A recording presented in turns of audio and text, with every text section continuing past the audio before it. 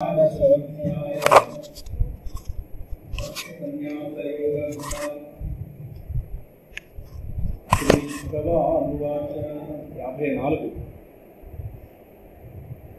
మొదటి ముందు 3 శ్లోకాల్లో కూడా భగవానుడు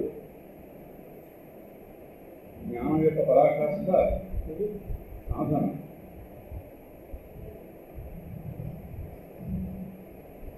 భగవత్ సాధన అందరికీ కూడా 3 శ్లోకాల్లో భగవానుడు చెప్పడం జరిగింది. గీతామకరంలో కూడా ఈ 3 శ్లోకాలను విశేషంగా వ్యాఖ్యానం చేశారు విద్యాప్రకాశాన్ని చేస్తాము గారు. ఈ పుస్తకం యొక్క మొదటి పేజీల్లో కూడా ఉంటుంది. గీతలో సాధన అని చెప్పి ఫస్ట్ పేజీలో ఈ శ్లోకాలనే అక్కడ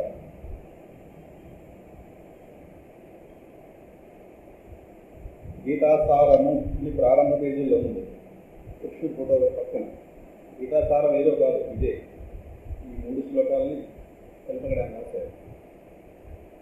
విద్యా విశుద్ధయా యుక్తో ధృత్యాత్మానం నియమ్య చ శబ్దానీం విషయాన్ త్యక్త్వా రాగద్వేషౌ యుధస్య చ వివిక్తసేవీ లక్ష్వాసే యతవాక్కాయ మానసః ధ్యానయోగపరః నిత్యం వైరాగ్యం సముపాశ్రితః. అక్కడ నిత్యం అన్నదాన్ని రెండింటినీ కలుపుకోవాలి. నిత్యం జ్ఞానయోగపరః, నిత్యం వైరాగ్యం సముపాశ్రితః. లోపల జరుగుతున్న భగవద్ జ్ఞానాన్ని ఆటంకపరిచేది మనకి ప్రపంచం మీద ఉన్నటువంటి ఇష్టాయిష్టాలు. ప్రపంచం మీద మనకున్న ఇష్టాయిష్టాలే లోపల జరుగుతున్న భగవద్ జ్ఞానాన్ని ఆటంకపరిచేది. ఎవరో వచ్చి ఆటంకపరచరు. మనం ప్రపంచం మీద పెంచుకున్నటువంటి మక్కువ ఏదైతే ఉందో అదే జ్ఞానాన్ని కాస్త దెబ్బతీస్తుంది. భగవద్ ధ్యానాన్ని ప్రపంచ ధ్యానంగా మార్చేస్తుంది. అందువల్ల అక్కడ నిత్యం అన్న పదాన్ని ధ్యానయోగపరః, నిత్యం ధ్యానయోగపరః. అందుకే బ్రహ్మైక్యం పొందడానికి, బ్రహ్మస్వరూప జ్ఞానం పొందడానికి, మోక్షం పొందడానికి ఎవరికి అర్హత అంటే కొద్ది రోజుల్లో మోక్షం పొందబోతున్నాడు. జస్ట్ వితిన్ ఫ్యూ డేస్, ఒక 1 వీక్ ఆ 10 days, మ్యాక్సిమం 1 month. ఒక 1 monthలో మీరు మోక్షం వచ్చేస్తుందని దేని బిడ్డ చెప్పాలంటే ఈ లక్షణాలు వారికి ఉంటే వాడికి ఉన్నాయా వాడికి స్థాయి. నిత్యం జ్ఞాన యోగ ప్రహ్లాదుల్లో కనిపించవా అనిపిస్తాయి. ఆయన ఎందుకు మోక్షం వస్తుందో వాళ్ళని కనబడ్డాడు, అదే సరే ఆ విషయం బాగా పెట్టారు. అందువల్ల ఈ లక్షణాలు బట్టి చెప్పి వీడి మోక్షం వస్తుంది. నిత్యం జ్ఞాన యోగ పరః, నిత్యం వైరాగ్యం సముపాశ్రితః. చెప్పారు సముపాశ్రితః, వైరాగ్యాన్ని చక్కగా ఆశ్రయించిన వాడు. వైరాగ్యము అంటే ప్రపంచాన్ని దూరంగా పెట్టడం. అవసరమైనంత తీసుకుని ప్రపంచాన్ని మిగతాదని టైం పెట్టారు. అవసరాన్ని మించిన ప్రపంచం లోపలికి వచ్చిందా మనల్ని ముంచేస్తుంది. ప్రపంచం అంటే ఇంట్లో వాళ్ళతో ఉన్న సంబంధాలు కూడా సుమా, ఇది కూడా ప్రపంచంలోకి వస్తాయి. ప్రపంచం అంటే భగవంతుడు కానిది అని అనేక సందర్భాల్లో చెప్పుకోవడం జరిగింది. అందువల్ల ఎంత గొప్ప రక్త సంబంధాలైనా కావచ్చు కాక అవి ఎంత డిస్టెన్స్లో ఉంటే మనకి శ్రేయస్సు, మన ఆధ్యాత్మిక సాధించే శ్రేయస్సు అంత దూరంలో వాటిని పెట్టాల్సి ఉంటుంది. అంతకు మించి ముందుకు వచ్చాయా ముంచేస్తాయి. ముంచేస్తాయి కాదు, ధ్యానం ఎదుగుతుంది.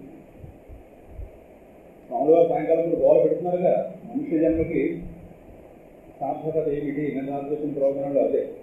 ఇంత జీవితం కూడా భగవత్ ప్రాప్తితో కాకుండా ఇంతకు ముందు జీవితాల్లాగే ఏదో ఏదో ఏదో ఏరిపోయి నష్టపరిచుకుంటే వాడి గురించి మనం మాట్లాడుకోవట్లేదు. అటువంటి స్థితిని చెప్పుకోవడానికి కాదు మన ఆదివారం సమావేశం అవుతుంది.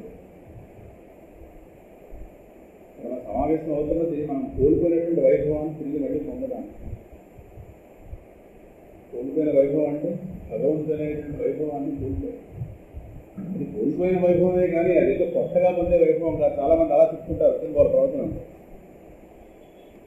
భగవంతుని పొందడం అనేది ఏదో భారతరత్నం లేదంటే ఏదో పద్మవిభూషణం, ఇంకా PhDగో ఇటువంటి పొందడం అనేది చెప్తారు. PhD పద్మవిభూషణ్ ఇవేది మన స్వరూపం ఏం కాబట్టి మనకు ఉన్నటువంటి మెరిట్స్ పెట్టి ఉంచుండదు. రాకపోయినా దానివల్ల చెప్పుకోవాలి. భారతరత్న రాకపోతే ఎవరు చెప్పుకోవట్లేదు. భారతదేశంలో అందరూ భారతరత్న వచ్చే వదులుతున్నారు. ఎవడో ఒకరు ఎక్కడో ముద్దులు వచ్చాయి. ఎవరో వదులుతున్నామా భారతరత్నాలు మనం తెచ్చుకోము పద్మవిభూషణ్ కాకపోతే. అందువల్ల అవి సర్టిఫికేట్స్ లేదా అవేవో పడబడినటువంటి మెరిట్ పెట్టి వాడికి ఇచ్చినవి వాడికి గుర్తింపు. ప్రాణంత మాత్రంలో ప్రాణం ఏం పోదు. భగవంతుని పొందడానికి చాలా కోరిక బాగుంది. భగవంతుడు మన స్వరూపం. భారతదేశంలో అందరికీ భారతరత్న రాబోయిన భారతదేశంలో అందరికీ ఫుడ్ వెళ్ళాలా రోజు వేసేసి వెళ్ళద్దా? మీ అందరికీ భారతరత్న లేదు కాబట్టి మీ అందరికీ భోజనాలు పెట్టమంటే భోజనం అవసరం. భారతరత్న అవసరం కాదు, ఇది బోధపడాలి. భగవంతుడు మన అవసరం. అవసరము అన్నప్పుడు పొంది తీరాలి. అంతేగాని అదేదో ఒక పిహెచ్డీఓ ఇంకోటో అది హై మెరిట్ వాళ్ళకి వచ్చేది, లేని వాళ్ళకి అదంతే రాబోయే బొమ్మే ముగింది కదా.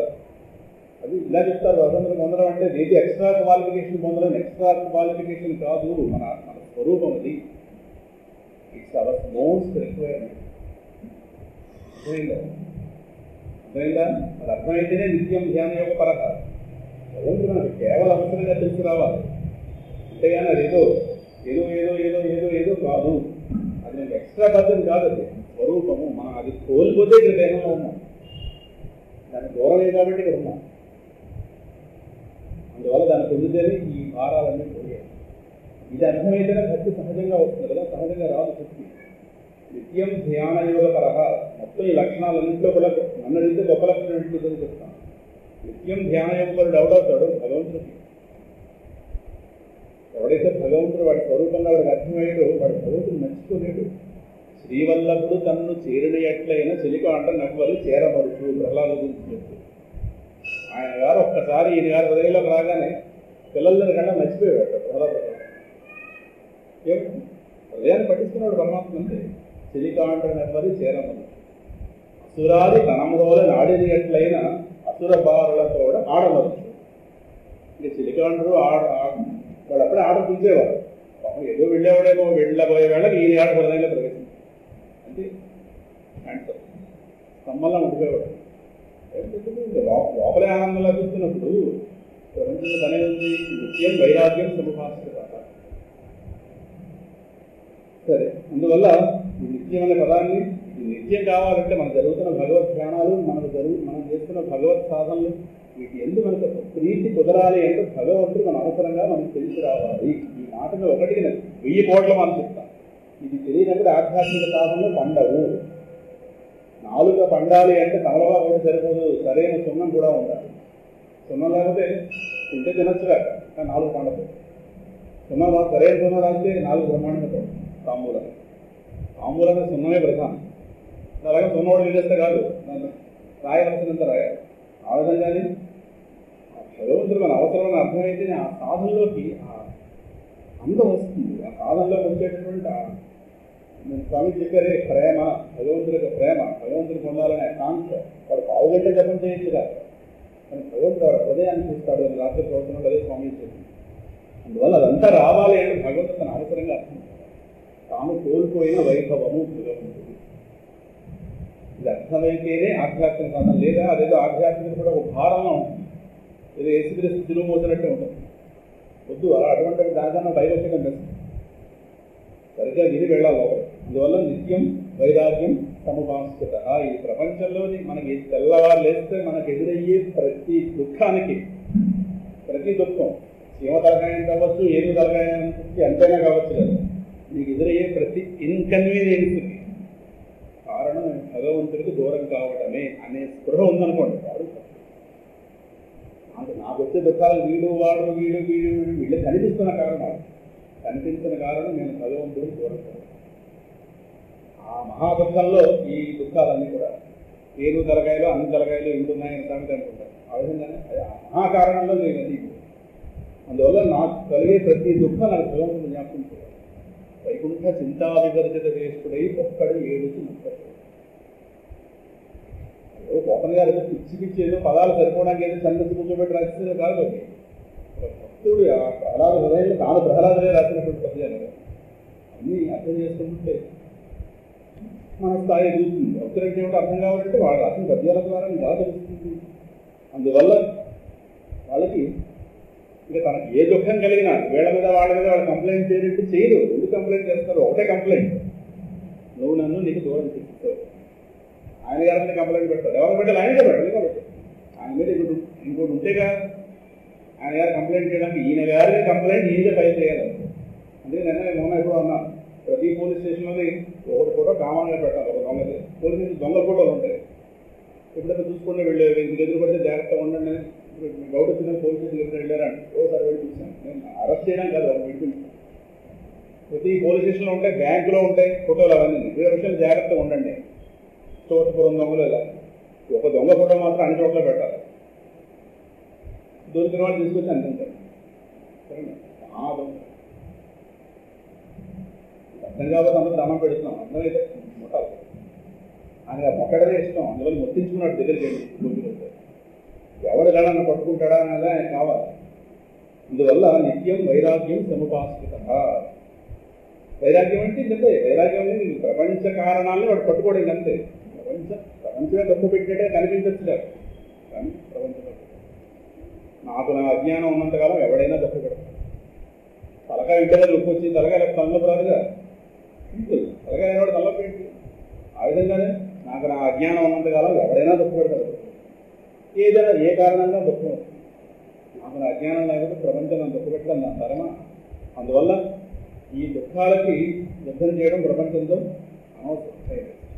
అది నిత్యం వైరాగ్యం చదువు. ఆ 2 లైన్లో ఉంది. ఇంకా విశ్లేషిస్తూ అహంకారం బలం దర్పం కామం క్రోధం పరిగ్రహం విముచ్య నిర్మమ శాంత. మమకారము లేనివాడే శాంతుడై ఉంటాడు. లేదే అర్థం. పరిగ్రహం విముచ్య అంటే వస్తు సంగ్రహణము అనదాన్ని విడిచినవాడు. మనకు అవసరం లేని వాడిని తీసి దాచుకోకూడదు. లేదు వాడు పుచ్చుకోకపోతే వాడు బలవంతి పెట్టినప్పుడు తీసుకుని అవసరం వాడు తీసుకు. అవసరమైనది నిద్ర పెట్టుకోవడం. గృహస్థుగా ఉన్నాను కనుక గృహస్థుగా ఉన్నామని చెప్పి మొత్తం అన్ని పేరు తీసుకోవాలి. ఇంట్లో షాపింగ్ కావాలి ఇస్తారు అవసరమైనంత మేరకే. లేదంటే అవన్నీ మన తలకాయలు చేరుకోవచ్చు. ఇస్తారు మన మీద ప్రాణబంధులు రకరకాల మంది రకరకాలు ఇస్తుంటారు. వాళ్ళు అలా వెళ్ళొచ్చి పక్క వాళ్ళు ఇచ్చారు. ఇప్పుడు అది లేక ఇబ్బంది పడుతున్న వాళ్ళు బోల్డ్ మంది ఉన్నారు. అది వాళ్ళకి అవసరం కానీ వాళ్ళు జాగ్రత్తగా చూసుకుంటారు. సార్ మనకి ఎందుకు మనకు 4-5 వస్తువులు ఉన్నాయని కూడా అలా పేర్చి ఎక్కలేదు. అలా పేర్చి దులుపుకోలేక అమావాస్య రాగానే ఓ మనిషిని పెట్టి ఇల్లంతా దులుపుకొని ఎంత తగ్గించుకోవాలి. కర్మ తగ్గించుకుంటూ రావాలి. ఇవాళ షణ్ముఖ గారు చెప్పింది అది. సాధనలో కూడా కర్మ తగ్గుతూ రావాలి. మనసు యొక్క ఇంటరాక్షన్ పెరగాలి. ప్రారంభంలో పూజ ఇవన్నీ కూడా ప్రారంభంలో చెప్తారు. అనగా ఒక అనుదానాలు తెచ్చుకోవడం, దండ వేయడం, ఇది చేయడం, ఇది చేయడం దేహానికి పని ఎక్కువ ఉంటుంది. మనసు అప్పుడప్పుడు ఇంటరాక్ట్ అవుతుంది, ఒకప్పుడు అవ్వదు. కానీ మన సాధనలో ఎదుగుతూ వెళుతున్నప్పుడు దేహం యొక్క కదలికలు తగ్గాలి, మనసు యొక్క ఇంటరాక్షన్ పెరగాలి. అప్పుడు ఈ వస్తువులు సంభారాలు, ఈ పూజలు నైవేద్యాలు మొత్తం ఏవైతే ఈ బాహ్యంగా దేహం ఉంటాయి అన్ని మనసులో. మనసు పూలదండ దేవాలన్నా పాలు నైవేద్యం కొబ్బరికాయ ఒకటేడు అన్ని మనసులో సృష్టించుకుని అక్కడ ఉంటుంది. దాన్ని పరాపూజ అంటారు. అక్కడ బహిరంగమైన కదలికలు ఉంటాయి. మార్కెట్కి వెళ్ళడం, కొని తెచ్చుకోవడం, వాటిని ఫ్రిడ్జ్లో పెట్టుకోవడం, తీయడం ఇవన్నీ ఒక స్టేజ్లో ఎదుగుతూ వెళితే దీన్ని అంతర్ముఖత్వం అంటారు. అంతర్ముఖ సమారాధ్య. అంతర్ముఖత్వం అంటే మనకు అర్థమయ్యే భాషలో చెప్పాలంటే మనసు ఇంటరాక్షన్ పెరగాలి, దేహం పెట్టాలి. దేహం స్థూలం, మనసు సూక్ష్మం. ఆయనకు కావాల్సిన మనసు దేహంతో. కానీ ప్రారంభంలో అది చెప్తే అందువల్ల కుదరదు కనుక ముందు దేహంతో చేయిస్తారు. దేహము వాక్కు చేత స్థుతి లేదు జపం, దేహం చేత ఈ కాయిక కర్మ. కాయవాంగ్మన కార్యముత్తమం పూజనం జప చింతనం క్రమాత్. ఉపదేశాలను మహర్షి కూడా అదే క్రమాత్ రెస్పెక్టివ్లీ. ఒకదానికంటే మరొకటి దేహంతో చేసేదానికంటే నోటితో చేసేది గొప్పది. అంటే అది మొదటిది వేస్టెడ్ కాదు, అది చేసుకుంటూ వెళ్తే రెండోదానికి వెళ్ళడం. చివరికి ఎక్కడికి వెళ్ళాలంటే చిత్తజం జప. మనసు పూర్తి ఇంటరాక్ట్ అవ్వాలి, ఇన్వాల్వ్ అవ్వాలి. మనసు ఇన్వాల్వ్ అయిందా ఇంక దేహం ఇంకా కదలిపోతుంది. ఆ స్టేజ్ రావాలి. ఎందుకంటే జన్మంతలా అలా పూజలు తెచ్చుకోవడం, దాంట్లో ఉండిపోవడం ఇదే కాదు. మనసు అటు ఇటు పోతుంటుంది. ఓ భూ పాడైపోతే మనసు పాడేది, స్వామి అనుకున్నాడు రామేజీ పాడ, ఇవన్నీ మెట్టగా కాదు, జ్ఞానంలో ఎదగాలి. వాళ్ళ దాంట్లో బాగుందో లేదు, ఒళ్ళు హోనం చేసేసుకోలేదు. దాని అర్థం నాని కాదు, ఆ లోపల డెవలప్మెంట్ మనకే అర్థం కాదు. మన మనసు ఇన్వాల్వ్ అవుతుందో లేదో ఒకప్పుడు మనసుకే విసుగొస్తుంది. ఇవన్నీ తేడా విసుగురావడం అంటే అది అక్కడ ఉండాలి, అంతేగాని అది ఎదుర్కోవడం కాదు. మొత్తం దాని వల్ల మొత్తం అది పూజ ఎత్తిపెట్టడం కాదు దాని అర్థం. మనసు ఇంటరాక్ట్ అవ్వనంతకాలం పూజ చేయిస్తుండాలి. దానికి క్రమంగా దానికి శ్రద్ధ కుదురుతుంది. కుదిరినాడు ఇంటి పని. అందువల్ల ఈ వస్తు సంగ్రహణము అంటే ఎవరైనా ఇస్తే పుచ్చుకోవడాలు ఏవైతున్నాయో వీటిని విముచ్య చక్కగా విడిచిపెట్టిన వాడు. మనకు అవసరమైన ఉంటారు. ఎవరో డైరీలు తెచ్చుకుంటుంటారు, ఏం తెచ్చుకుంటాం అలాగే ఎడదోగానే మనం ఏమైనా గౌరవంగా ఉందో 10-15 డైరీలు వస్తాయి. ఎల్ఐసి డైరీ, ఇంకో diary, Tirupati diary, Ramanasramam diary, ఈ క్యాలెండర్, ఆ క్యాలెండర్, ఇదేడు కదా. ఓ విజిటింగ్ కార్డు, దాని మీద ముందో ఫోటో, వెనకాల వాడి పేరు. ఏడాది ప్రారంభం అవుతుందని కానీ ఇది పెద్ద న్యూస్. ఎక్కడ దాస్తాం ఇంట్లో? ఒక అది లేని వాళ్ళు కొంతమంది ఉన్నారు. ఎవరైతే 10 మంది కొడుకుంటారు, వాడికి ఎవరు డైరీ ఎవరు ఇచ్చేయమనుకోండి, వాడికి ఆనందం లేదు. అసలు జర్మన్ తిరుపతి దేవస్థానం డైరీ వాడికి ఇస్తే వాడు అంత సంతోషం చేస్తారు. మన దగ్గర వాళ్ళు ఉన్నాయా, ఏం చేస్తుంది? అమ్మాయిని కాదు కూడా దుమ్ము పెట్టారు.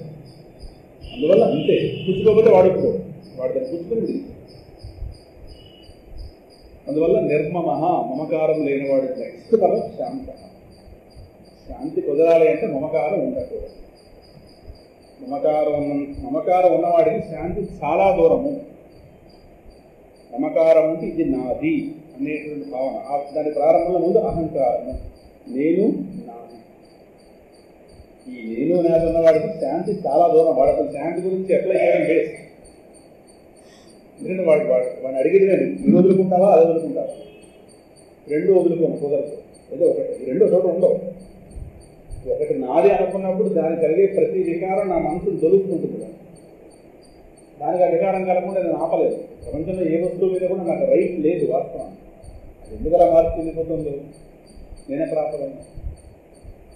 అది ఒకటి నా నుంచి దూరం అయిపోవచ్చు, ఏదో అవ్వచ్చు. కానీ అది ఎప్పుడు కూడా నేను నా భావాలకు అనుగుణంగా ఉండాలి కుదరదు. ప్రపంచంలో కుదరదు అనే జ్ఞానం నాకు అర్థమైతే చాలు. అందువల్ల ఉన్నవాటిని వాడుకోవడమే అంతే. ఇంత తప్పించి దాన్ని నాదిగా చేసుకునే ప్రయత్నం మాత్రం చేయాలి. చేసుకుంటే చేసుకోవచ్చు శాంతం. అందుకే పక్కన పెట్టారు నిర్మమ శాంతం. మమకారము లేనివాడు మైనస్. ఇది నాది అనే భావన ఎంత తక్కువ ఉంటే వాడికి అంత శాంతం. అంతే కదా. నాది అనే భావన ఉన్నప్పుడు ఇవన్నీ మనసులు చేరిపోయిన అర్థం. మనసులు చేరిపోతే మనసులో ఉన్న శాంతి ఎక్కడ వ్యక్తం అవుతుంది? ఇప్పుడు ఒక బల్బు ఉంది, లైట్ వేస్తే కాంతి రావాలి. మొత్తం ఈ గదంతా బస్తాలు వేసినాం అనుకోండి, ఆ కాంతి మొత్తం గదంతా రావాలంటే వస్తుందా? దాని ముందు పెద్ద బస్తా, అక్కడి నుంచి బస్తాలు లైట్ వేసుంటే మాత్రం కాంతి ఎలా వస్తుంది ఎదురుకి? ఎందుకు రాదు? బస్తాలు వేసిస్తాం. దాని కాంతి బస్తాలు దాడి బయటకు రాలేదుగా. ఆ ఎదురుకుండా ఉన్న బస్తాలు దాని కాంతి ఆపేస్తుంది. అప్పుడు లైట్ మనం బ్లేడ్ చేస్తే సుఖమేముంది? లైట్ వేసాం, కాంతి వస్తుంది కదా, అంతకన్నా కాంతి ఇవ్వలేదు. దాని కాంతికి ఏదంతా పడాలి అంటే బస్తాలు తీయలేదు. పేర్చిన బస్తాలు చేస్తే అయిపోయింది. ఇప్పుడు లైట్ వేస్తే కాంతి రాలేదు, రాత్రి కూడా రావట్లేదు. ఏది ఖాళీ ఉంది కదా, పెద్ద బస్తాలు పెట్టేస్తారు కదా, కాంతి ఎక్కడ చూపిస్తుంది. ఆ విధంగానే నాది మమకారం పేరుతో లోపల చాలా వెళ్ళిపోతున్నాయి. వెళ్ళిపోతున్నప్పుడు మనసు తనలో ఉన్న శాంతిని బయటకు వ్యక్తం చేయలేదు. ఇవన్నీ అడ్డుదల. అందువల్ల వాడి ఈ మమకారం నిర్మమ, ఈ మమకార రాహిత్యము, దీంతో అవధానం బయటకు వెళ్ళేస్తారు. ఇంట్లో వాళ్ళు బయటకు వెళ్ళడం కాదు, మనసులోనే బయట ఉంటే ఉంటారు. అప్పుడు శాంతం. బ్రహ్మభూయాయ కల్పతే. వాడు బ్రహ్మజ్ఞానం పొందడానికి, బ్రహ్మైక్యం పొందడానికి సమర్థుడు అవుతున్నాడు. ఇది ఇంకా కొద్ది రోజుల్లో జ్ఞానం వచ్చేస్తుంది అనగా. ఏదో మోక్షానికి 100 మెట్లు అనుకుంటే 98వ మెట్టు మీద ఉన్నవాడి లక్షణాలు ఇక 99 నెక్స్ట్ లో. బ్రహ్మభూత ప్రసన్నాత్మ నశోచతి నకాంక్షతి సమస్సర్వేషు భూతేషు మద్భక్తిం లభతే పరాం. బ్రహ్మభూత ప్రసన్నాత్మా నశోచతి నకాంక్షతి సమస్సర్వేషు భూతేషు మద్భక్తిం లభతే పరాం. అది 99వ మెట్టు మీద ఉన్నవాడు. వాడి స్థిరం బ్రహ్మభూత. వాడికి ఆ బ్రహ్మంతో తాదాత్మ్యం లోపల అందుతూ ఉంటుంది, కానీ ఇంకా దేహంతో కొద్దిపాటి స్పర్శంగా ఉంటుంది. అటువంటి వాళ్ళ దగ్గర నుంచి దివ్యమైన స్తోత్రాలు, దివ్యమైన వ్యాఖ్యానాలు వస్తాయి. ఒక పూర్తిగా పొందించిన వాళ్ళు సరే, వాళ్ళ స్థితి అలా ఉంది. దివ్యమైన స్తోత్రాలు ఏమైనా సాహిత్యం ఏమైనా రావాలంటే ఇటువంటి స్థాయిలో ఉన్నవాళ్ళు బ్రహ్మభూత ముందు శ్లోకానికి కనెక్షన్ అంటే ఈ లక్షణాలన్నీ కూడా సాధించిన వాడు. వాడు ఇంకా బ్రహ్మజ్ఞానం ఎవరైతే పొందబోతున్నాడో, జీవన్ముక్తుడు కాబోతున్న ముందు స్థితి వాడు ప్రసన్నాత్మ. ఇవన్నీ పొందాలనిపించట్లేదా ఎవరికి? కొద్దిసేరేమో ఏమోలా చదివి ఎలా విడిచిపెట్టాలి శ్లోకాన్ని? ఇలా చివరికి వచ్చేసరికి మరీ ఒప్పిసాడు, ఎలా విద్యాలని మాటలు ఒప్పిసాడు పరమాత్మ. విద్యాలే అక్షరాలు కాబట్టి విద్యాలి. ప్రసన్నాత్మ అది ఎప్పుడైనా చూసామా జీవితంలో? మెలకువలో ఉండగా ఎప్పుడైనా మనసు ప్రశాంతంగా ఉందా? ప్రసన్నము అంటే రాగద్వేషములు లేని స్థితి, అలజడి లేని స్థితి. అది ప్రసన్న అంటే రాగద్వేషయుక్తై. ఈ రాగద్వేషాలు లేని స్థితి ఏదైతే దాన్ని ప్రసాదము అంటారు. అదే ప్రసన్నత. ఇది పూజంత అయ్యాక ప్రసాదం దేనికంటే మనసుగా నిర్మలత్వం కలగడానికి, అలజడి తగ్గడానికి, ఆ తలంపుల యొక్క వేగం తగ్గడానికి. వాడికి ఎలాగూ లేదు ప్రసన్నాత్మ, ప్రశాంతమైన మనసుతో ఉన్నవాడు. నష్టమైతే నకాంక్షతి, ఏది కోరుకోడు, ఏదో జరిగిందంటే దుఃఖపడ్డు, జరిగేవాడికి దుఃఖపడ్డు, లేని దాన్ని కోరుకోడు. అంటే రాగమో ద్వేషము రెండు వాడికి లేవు. నష్టమైతే నకాంక్షతి. అంటే ఉన్నవి ఏవైనా పోతే మనకు శోకం వస్తుంది. వాడికి ఉన్నవి అనేది పోయేపోయింది అంటే నిర్మమ. నాకు ఇవి ఉన్నాయని చెప్పి ఏవి వాడికి లేవు, బయటకి ఎట్టిసాడు మనసులో. అందువల్ల అవి ఏవైనా మనకు అనవచ్చు. వాడికి ఆ ప్రభావం వాటి మీద ఉండదు. ఇంకా నకాంక్షతి, ఏదో వస్తే నాకేదో సుఖం వస్తుందని కాంక్ష కూడా వాడికి లేదు. కారణం సంభవించడానికి అందుతుంది. ప్రపంచంలో పనే ఉంది. అందువల్ల ఈ శోకాంక్షలు లేనివాడు ఎవడో వాడు దేని గురించి దుఃఖించడు, దేనిని పోరాడు. Full man. ఉన్నవ చంద్రుడికి అయినా ఇంకా మచ్చలు ఉన్నాయని ఈ మహానుభావుడు ఎక్కడ వెలుగుండే అవకాశం పొందిపోతున్నాడు అంతే. ఇంకా తన చుట్టూ ఉన్నటువంటి ప్రాణుల దృష్టిలో ఏ విధంగా ఉంటాడు? సమహ సర్వేషు భూతే. నేను స్వామిజీ చెప్తున్నారు కదా మొదటి రోజు నుంచి కూడా, తన ఇష్టదేవతనే అంతటా చూసుకునేవాడు. మంచి పాయింట్ చెప్పారు. మనస్సు నిర్మలం అవుతోంది అనడానికి ఏమిటి? చిత్తశుద్ధి కలుగుతోంది, నా చిత్తం శుద్ధి అయిపోయింది అని చెప్పడానికి ఏంటి ప్రూఫ్? పడుకున్నప్పుడు కళల్లో అన్ని భగవత్ సంబంధమైన కళలే వస్తే అదొక ప్రూఫ్. అది అలా చెప్తే ఒక లేచి అన్నట్టు ఢిల్లీలో ఆయన ప్రవచనం చెప్తున్నప్పుడు నాకు నిద్రలో కళ్ళే రావండి అన్న అదృష్టం ఉంది. మరి ఎలా వాడు మనసు శుద్ధిపడింది అనడానికి ఏంటి? ఇది చెప్పారు. మెలకువలో వాడి ఇష్టదేవతో లేదు, వాడి గురువు ఆయనే మొత్తం ప్రపంచంలో అంతటా కూడా మనకి ఆయనే కనిపిస్తారు. అది మెలకువ పెట్టి శుద్ధి పడిపోయింది అన్నాను. స్వప్నం పెట్టది మెలకువ పెట్టి. సమహ సర్వేషు భూతేషు అంటే అక్కడ నావాడు పరాయవాడు స్వపర భేదము అనేది ఉండదు. స్వపర, నేను పర అంటే పైవాడు. వీరు నేమనుచి బతిభ్రమణం కూడా భిన్నులై ప్రవర్తిల్లక సర్వము అతని దివ్య కళామయం ఎల్ల శరీర సాధులకు ప్రహ్లాదు. వీరు నేమను మతిభ్రమణం కూడా భిన్నులై ప్రవర్తిల్లక. ఇంకా నేను వారు, స్వ అంటే నేను, పర అంటే నాకన్నా వేరు ఉన్నవారు అనేది ఈ దేహ దృష్టిగా అది కొనసాగుతోంది అంటే ఇంకక్కడ సమస్థితి రాలేదు. అంతగా వ్యాపించున్నది ఇంకా దాని దర్శనం అవ్వలేదని అర్థం. కానీ ఇక్కడ ఈయన సమాన సర్వేషు పూజే. సమస్త ప్రాణుల యందు కూడా సమాన బుద్ధి కలిగి ఉంటాడు. అంటే సమానంగా వ్యాపించిన వస్తువు ఏదో దాని గ్లింప్సెస్ వాడికి అందుతుంటాయి. గ్లింప్సెస్ అంటే సముద్రం ఒడ్డున పోసినప్పుడు నొరగ వచ్చి మీద పడుతుంటుంది. ముద్దులో ఇంకా దిగిపోగానే మనం నొరగ మీద పడుతుంది. కాఫీ, బ్రూ కాఫీ అయితే పైన నొరగ తేలుతుంది. కాఫీ రుచి ఎలా ఉందో తెలియాలంటే నొరగ తాగితే మనం తెలుసుకోవచ్చు. నొరగే కాఫీ కాదు, కాఫీ నొరగే. కానీ కాఫీ ఎలా ఉంది, అడుగున్న కాఫీ రుచి ఎలా ఉంది అన్నది నొరగ బట్టి మనం తెలుసుకుంటాం. పంచదార ఎక్కువైందని చెప్పి నొరగ తాగితే మనం తెలుసుకోవచ్చు. ఆ విధంగానే ఆ నొరగ అలాగే గిల్స్ అడుగునున్న కాఫీకి ఏ విధంగా అయితే దాని రుచి మనం చెప్తున్నాయో ఆ విధంగా ఆ బ్రహ్మ పదార్థం యొక్క గ్లింప్సెస్ వీటికి అందుతుంటాయి. సర్వేషు భూతేషు సమస్త ప్రాణులందు సమానమైన బుద్ధి కలవాడు. వాటిలో తనను చూసుకునేవాడు, తన ఏదో వాటిని చూసుకునేవాడు. 4వ అధ్యాయాన్ని చెప్పారు. అటువంటి వాడు మద్భక్తిని లభతే పరా, నా ఎందుకు పరాభక్తిని పొందుతాడు. ఇంకా పరాభక్తి అంటే ఈ కాలం వాడికి బోధపడవు ఈ పదాలు వేసింది. పరమభక్తి పరాభక్తి అంటే ఇంకా వాడికి ఆ దశలో ప్రపంచం పట్టదు. ద్వైతం మొత్తం ఎగిరిపోతుంది ఆ దశలోనే. కానీ అద్వైత వస్తువులు ఇంకా స్వరూపంగా అనుభవం రాదు ఈ దశలో. అని 99 పెట్టింది చెప్తాను. ద్వైతం మొత్తం ఎగిరిపోతుంది. ఇక్కడ చూసినా సరే అంతటా తన ఇష్టదేవత కనిపిస్తుంది. ఇంకా తన దగ్గర మాత్రం ఈ నేను అనేటువంటి ఇంకా దేహభావన బుద్ధి వెళ్ళిపోతుంది. అంతలా కనిపిస్తారు కానీ తన స్వరూపంగా వ్యక్తం కాని దశ ఆ తర్వాత శ్లోకంలో. అందువల్ల 99 మెట్టు. 99 మెట్టు అంటే 100 మెట్టు మీకు వెళ్ళినట్టు కాదు, 98 దాటనట్టు కాదు. కానీ అక్కడ జాగ్రత్తగా ఉండకపోతే కింద వస్తూ అవుతారు. అక్కడి నుంచి పెడితే మాత్రం 98 మెట్లు కింద పడి బొరబోతుంది. అందువల్ల ఎంత బాగా బతికితే అంటే ఎంత జాగ్రత్తగా ఆధ్యాత్మికంగా ఎంత జాగ్రత్తగా బతికితే వాడు అంత జాగ్రత్తగా ఉంటాడు. ఏమీ లేదు వాడికి, ఏమీ లేదు. ఒకటో మెట్టు నుంచి పడినవాడికి అంత ప్రమాదం లేదు. 98 మెట్టు నుంచి పడినవాడు మాత్రం ఊరంత ప్రమాదం. అందువల్ల పెద్దలు చేసేటటువంటి ఒక పెద్ద స్థితిలో ఉన్నవాళ్ళు తప్పు చేస్తే దాని ప్రభావం సమాజం ఎక్కువ ఉంటుంది. రోజు తప్పు చేసేవాడు ఎవరు పట్టించుకోవడం, వాడు తప్పు చేయడానికి బతుకుతున్నాడని చెప్పి లెక్క పెట్టి చూసుకుంటాం. నిరంతరం మంత్ర జపం చేసి ఏ ప్రహ్లాదులో వెళ్ళి మత్తుమంది కూర్చున్నాడు అనుకోండి, బ్రాండీ షాప్లో మనం చూసామనుకోండి ప్రహ్లాదు. దాని లోకం ప్రభావం ఎలా ఉంటుంది? ఎంత కాదని సరే ఉదాహరణ కానీ ఈయన వెళ్తున్నాడు అన్నాడు కదా, మారిపోదా మన దృష్టి. అది రోజు తాగేవాడి గురించి వాడికి ఆ గొడవ లేదు, వాడు రోజు తాగుతూనే ఉన్నాడు.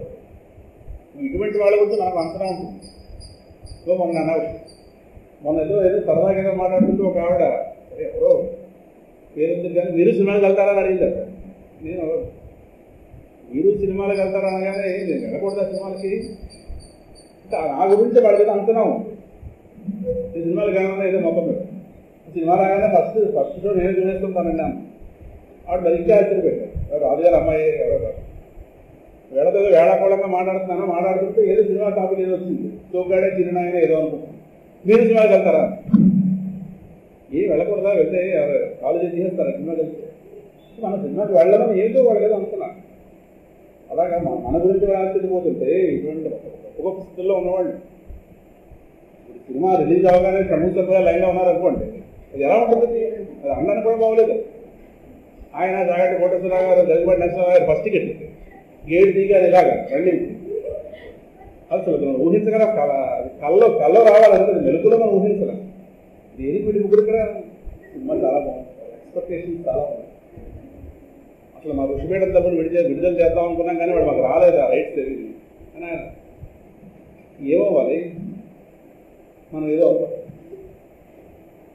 కాబట్టి మీరు లైన్లో నిలబడి మీరు వెళ్తారు అంటే బాగుంటుంది కదా, మీకు ఇంట్లో తెచ్చి వేస్తాం. ఏదంటే ఫస్ట్ రోజు ఎక్కడొక్కడ వచ్చేస్తున్నాయి సీరియలు రిలీజ్ అవ్వగానే మీరు ఇలా థియేటర్లో రాకూడదు, బాగుంటుంది. ఇంట్లో చూద్దరు కానీ దానికి ఏమన్నా అదే థియేటర్లో చూస్తేనే బాగుంటుంది. మరి మీ ప్రవచనాలు నానిసరి వాడు ఎలా ఉన్నాయి మనం ఊహించలేము. ఇక్కడ హార్ట్స్లోకి వచ్చి పలుగురు పడుకుతారు, వాళ్ళు తీసుకెళ్ళి రాకూడదు అంటే ధరించలేము కొన్ని సత్యాలు కదా, ధరించలేదు. అలాగా వాళ్ళకి బయట మొత్తం ఎగిరిపోతుంది, కానీ వాళ్ళకి మాత్రం ఆ దేహాత్మభావం కొద్దిగా నిలిచేస్తాడు పరమాత్మ. నెక్స్ట్ స్టెప్లో పోతుంది. అందువల్ల ఆ 99వ మెట్టు మీద ఉన్నవాడు చాలా జాగ్రత్త. వాడిని ప్రపంచం ఇంకా ప్రలోభ పెడుతుంది. చంద్రవాడిని ప్రలోభ పెట్టడం లేదు, వాడు అలాగే ప్రపంచంలో ఉన్నాడు. వాడికి గొడవ లేదు, వాడి ప్రపంచానికి దాన్ని చేపెట్టాడు. వాడితో కాదు దాన్ని గొడవ, పైన ఉన్నవాడిని అలా పడకూడదు. అందువల్ల ఎంత ఎదిగితే అంత జాగ్రత్తగా ఉండాలి ఆధ్యాత్మిక కదా. అందువల్ల మద్భక్తి లభతే పరాం, వాడికి నా యొక్క పరాభక్తి కలుగుతుంది. పరాభక్తి అంటే అది గోపికల స్థితి. వాళ్ళకి ఇంకొకటి పట్టదు, ఈ ప్రపంచంలో ఏదీ పట్టదు. ప్రపంచం ఉంటేగా ప్రపంచం మొత్తం పరమాత్మ మయమైపోయింది. అందువల్ల నా యందు ఉత్తమ భక్తిని పొందుతున్నాడు. దీని అనన్య భక్తి పరాభక్తి.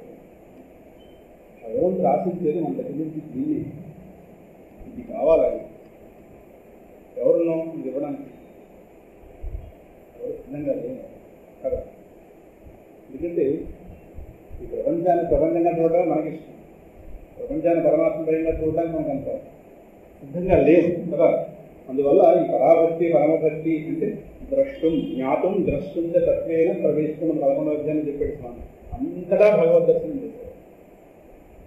అంతటా అంతటా అంతటా అంతటా. అందువల్ల సమహ సర్వేషు భూతే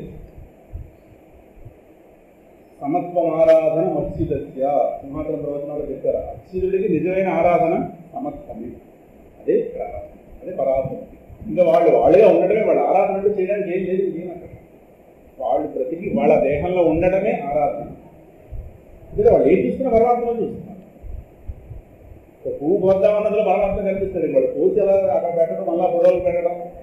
మన దృష్టిలో ఒక ఫోటో నాకు తీసుకెళ్ళి అక్కడి నుంచి పువ్వు పట్టుకొచ్చి పెట్టు. అక్కడ 3 ఉన్నాయి. ఆ వస్తువు ఈ వస్తువు నేను ఇంత గోళ ఉంది. వాళ్ళకి 3 కలిపి ఒకటి. ఇంకా వాడు కదలడానికి లేదు. అడుగు తీసి అడిగేస్తే పరమాత్మ మీద అడుగు వేసేస్తున్నాను బాబోయ్ అంటాడు. ఇది రాధస్థితి లేదు. పరమాత్మ నా అధికారంలో పెట్టేస్తున్నానండి. కూర్చుంటే పరమాత్మ కూర్చున్నానంటే చెప్పి నిలబడితే పరమాత్మ నిలబడ్డాలని చెప్పి కూర్చుని లేచి నిలబడి నానాయాతన పడుతుంది రాత్ర. కృష్ణ ఏమైపోయిందంతా అంటే ఆవిడ ఇంకా వ్యక్తిగత అహంకారం ఇంకా మిగిలిపోయింది. అది ఈ దశ. అప్పుడు పరమాత్మ దాన్ని కూడా తీసేస్తాడు. అక్కడ 100వ మెట్టు ఎక్కడం అది పరిపూర్ణమైంది. భక్త్యామాం అభిజానాతి యావాన్యశ్చాస్మి తత్వతః తతో మాం తత్వతో జ్ఞాత్వా విశతే తదనంతరం. స్థానం ఇక్కడ పరమాత్మ. భక్త్యా అంటే పరాభక్త్యా అని అర్థం.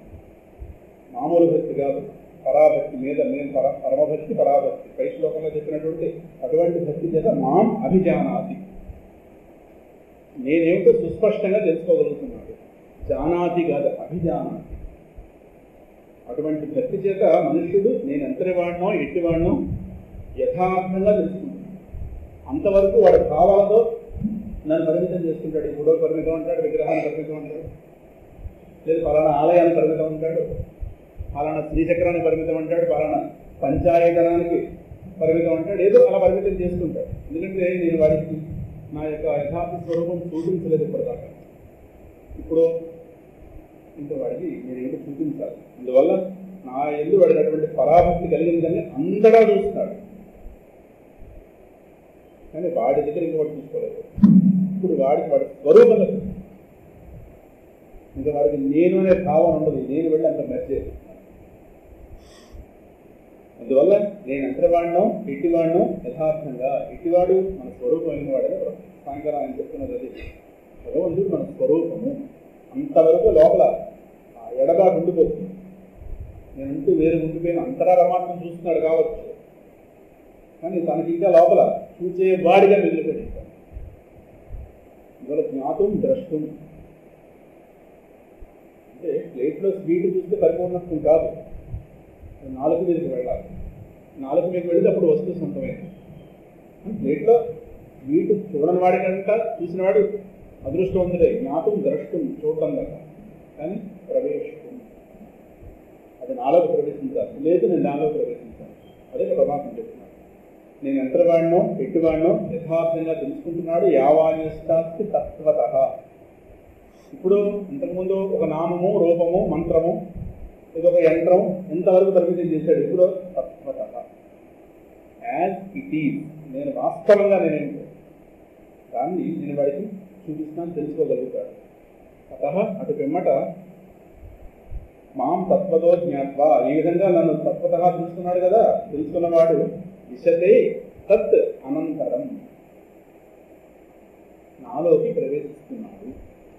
నాలోకి ప్రవేశించడం అంటే ఏదో గదిలోకి మనం వెళ్ళటం కాదు. అక్కడ అర్థం ఏదైతే మనం నేను అనేటువంటి ఒక భావంతో సెపరేట్ అయ్యి ఉన్నామో, ఈ నేను వెళ్ళి పరమాత్మలో జరిగిపోతుంది.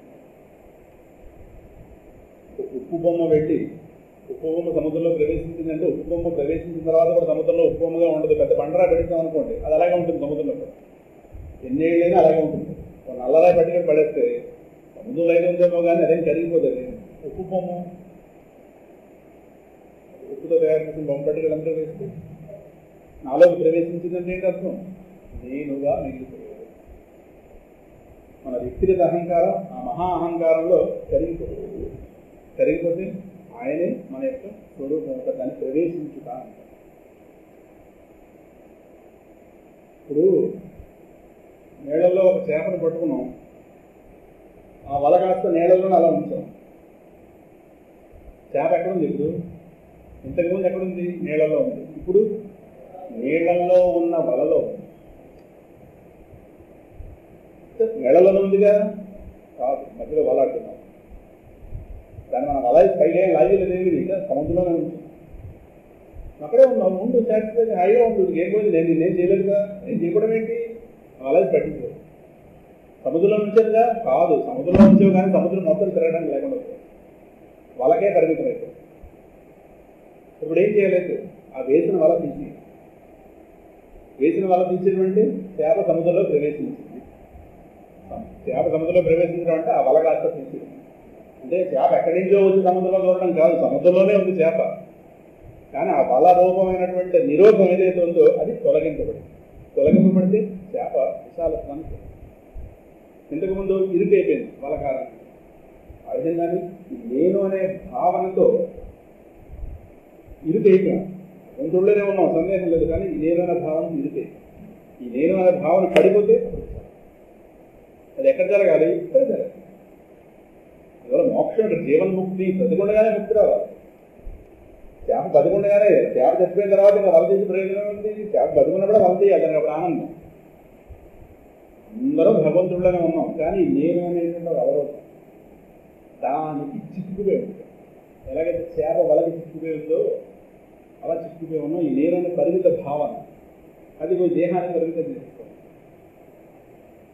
దీని నేనన్నదాన్ని పడగొట్టాలి, దీన్ని తీసుకెళ్ళి దాన్ని కరిగిస్తే వైడ్ అప్పుడు ఎక్కడ చూసినా ప్రయోజనం. ఇప్పుడు ఆయనకి మనకి మధ్యలో ఉన్నటువంటి విషతే తదనంతరం ఆయనకి మనకి మధ్యలో ఉన్నటువంటి భేదం భేదం. ఇప్పుడు ఆయన ఆరాధింపబడేవాడు, నేను ఆరాధించేవాడిని. ఆయన స్వామి, నేను సొత్తు. ఆయన భగవంతుడు, నేను భక్తుడు. ఈ రకమైనటువంటి ఏవో మర్యాదలు నడుస్తున్నాయి. ఆయన మధ్య మనకి ఆయన గురువు గారు, మన శిష్యుడు, రకరకాల లోక మర్యాదలకు ఉంటాయి ఇవన్నీ. కానీ తత్వత అని చెప్పాడు పరమాత్మ. అందువల్ల తత్వత ఆయన సముద్రం, నేను చేస్తాను. అక్కడ నీరుగా ఆయన నేను ఒకటే. ఇది అద్వైతం. ఇటువంటి వాళ్ళు లోక మర్యాద చూపిస్తారు. అందరూ దేవుడు అన్నం పెడితే వాళ్ళు అన్నం పెడతారు. శంకరభగవత్పాలు వారు 3వ శ్లోకంలో వివరంగా చెప్పుకున్నాం కదా షట్పదిలో, సత్యపి భేదాపగమేనాథ తవాహం నామకీనస్వం సాముద్రోహి తరంగ క్వచన సముద్రో నతారంగ. 3వ శ్లోకం షట్పది శ్లోకంలో. తరంగం సముద్రానికి సంబంధించింది అవుతుంది, కానీ సముద్రం తరంగానికి సంబంధించింది అవుతుంది కదా. సత్యపి భేదాపగమేనాథ, మీతో నాకు అన్నటువంటి భేదం పోయినప్పటికీ, అంటే నువ్వు నేను ఒకటైనప్పటికీ లోక మర్యాదలో మాత్రం తవాహం, నేను నీ వాడిని. నా మామకీనత్వం, నువ్వు నా వాడు. లోక మర్యాదలు పాటించాలి. అద్వైతం ఎక్కడైనా చూపించదు, గురువుగారు తప్ప చూపించుకోదు. గురువుగారు మనం ఆత్మస్థితిలో ఒకటైనప్పటికీ కూడా ఆయన పైన కూర్చుంటే మనకి ఈ లోకం ఉంటుంది, మనం చూసి నేర్చుకుంటాం. వాళ్ళ దృష్టి మర్యాద కావాలి. అందువల్ల శంకర భగవత్పాలు గారు ఏ తత్వం ప్రారంభించినా గోవింద భగవత్పాలు గారితో నమస్కారం పెట్టి ప్రారంభించారు. గోవింద భగవత్పాలు గారు తెలిసి వచ్చినవాడు మహానుభావుడు. శంకరుడు భగవంతుడే నా దగ్గర శిష్యరికం పొందుతున్నాడు. ఆ విషయం ఆయన తెలియదు. కానీ లోక మర్యాద కోసం ఆయన గారు ఈయన గారిని తెలియజెప్పారు. ఇప్పుడు పరమశివుడు కనుక ఎదురు కూర్చోలేదు. పరమశివుడు ఈ వేషంలో వచ్చాడు, తెలియదు నా విషయం మహానుభావుడు తెలుసు. కానీ లోక మర్యాద అవుతుందిగా, ఈయన గురువు పైన కూర్చోవాలి, శిష్యుడు కింద కూర్చోవాలి. పోతుంది లోపల మాత్రం భక్తిభావన ఉంటుంది, పైకి మాత్రం గురు శిష్య. లోక మర్యాదలు కొన్ని ఉన్నాయి. అందువల్ల వాటిని నిలబెట్టడం కోసం ఈ విధంగా చేస్తారు. అందువల్ల తతో మాం తత్వతో జ్ఞాత్వా విశతే తదనంతరం, అక్కడ అద్వైత స్థితి ప్రవేశించుట అంటే అది. ప్రవేశించుట అంటే ఆ వలరూపమైనటువంటి నిరోధము తొలగించబడుట. అలాగే మనకి దేహాత్మ భావన, నేను అనేటువంటి భావన తలంపూర్వమైనటువంటి. ఇక్కడ మనం నేను రెండింటిగా ఫీల్ అవుతున్నాం. చూస్తున్నాం, అందుకు అర్థం చేశారు లేదు. గాఢంతరులో కూడా మనం ఉన్నాం, కానీ అక్కడ నేనున్నాను కానీ అక్కడ నేను తలంపూర్వకంగా లేను. మెలకులోకి వచ్చేసరికో తలంపూర్వకంగా వస్తుంది. అర్థం చేశారా? మెలకులోకి వచ్చి రాగానే ఫస్ట్ ఏం తలంపు వస్తుంది? నేను. అంటే అంతకు ముందు నేను లేనా? లేకపోతే ఎలా పైకి వస్తాను? మరి అంతకుముందు కూడా నేను ఉన్నాను, కానీ అక్కడ నేననే గోళ ఉందా? అక్కడ గాఢంలో గోళ ఉందా? నేను ఉన్నానా లేదా? ఆ సైలెన్స్ అనుభవించానా లేదా? నేను ఉన్నాను కాబట్టి అనుభవించాను కాబట్టి చెప్తాను భయం వచ్చారు. అక్కడ నా యొక్క ఉనికి తలంపు రూపంలో ఉందా అని నేను అడుగుతున్నాను. అక్కడ తలంపు రూపంలో లేదు, అక్కడ ఏ తలంపులు లేవు. Absence of all nuisance. ఇంగ్లీష్లో అర్థమైందా? Absence of all nuisance. Silence ఉంది అక్కడ, అంతే. Greatest silence. అక్కడ నేను ఉన్నానా? కానీ తలంపు రూపంగా లేదు. నలుగురిలోకి వచ్చేసరికో నేను అనే తలంపు రూపంలో వచ్చేస్తున్నాను.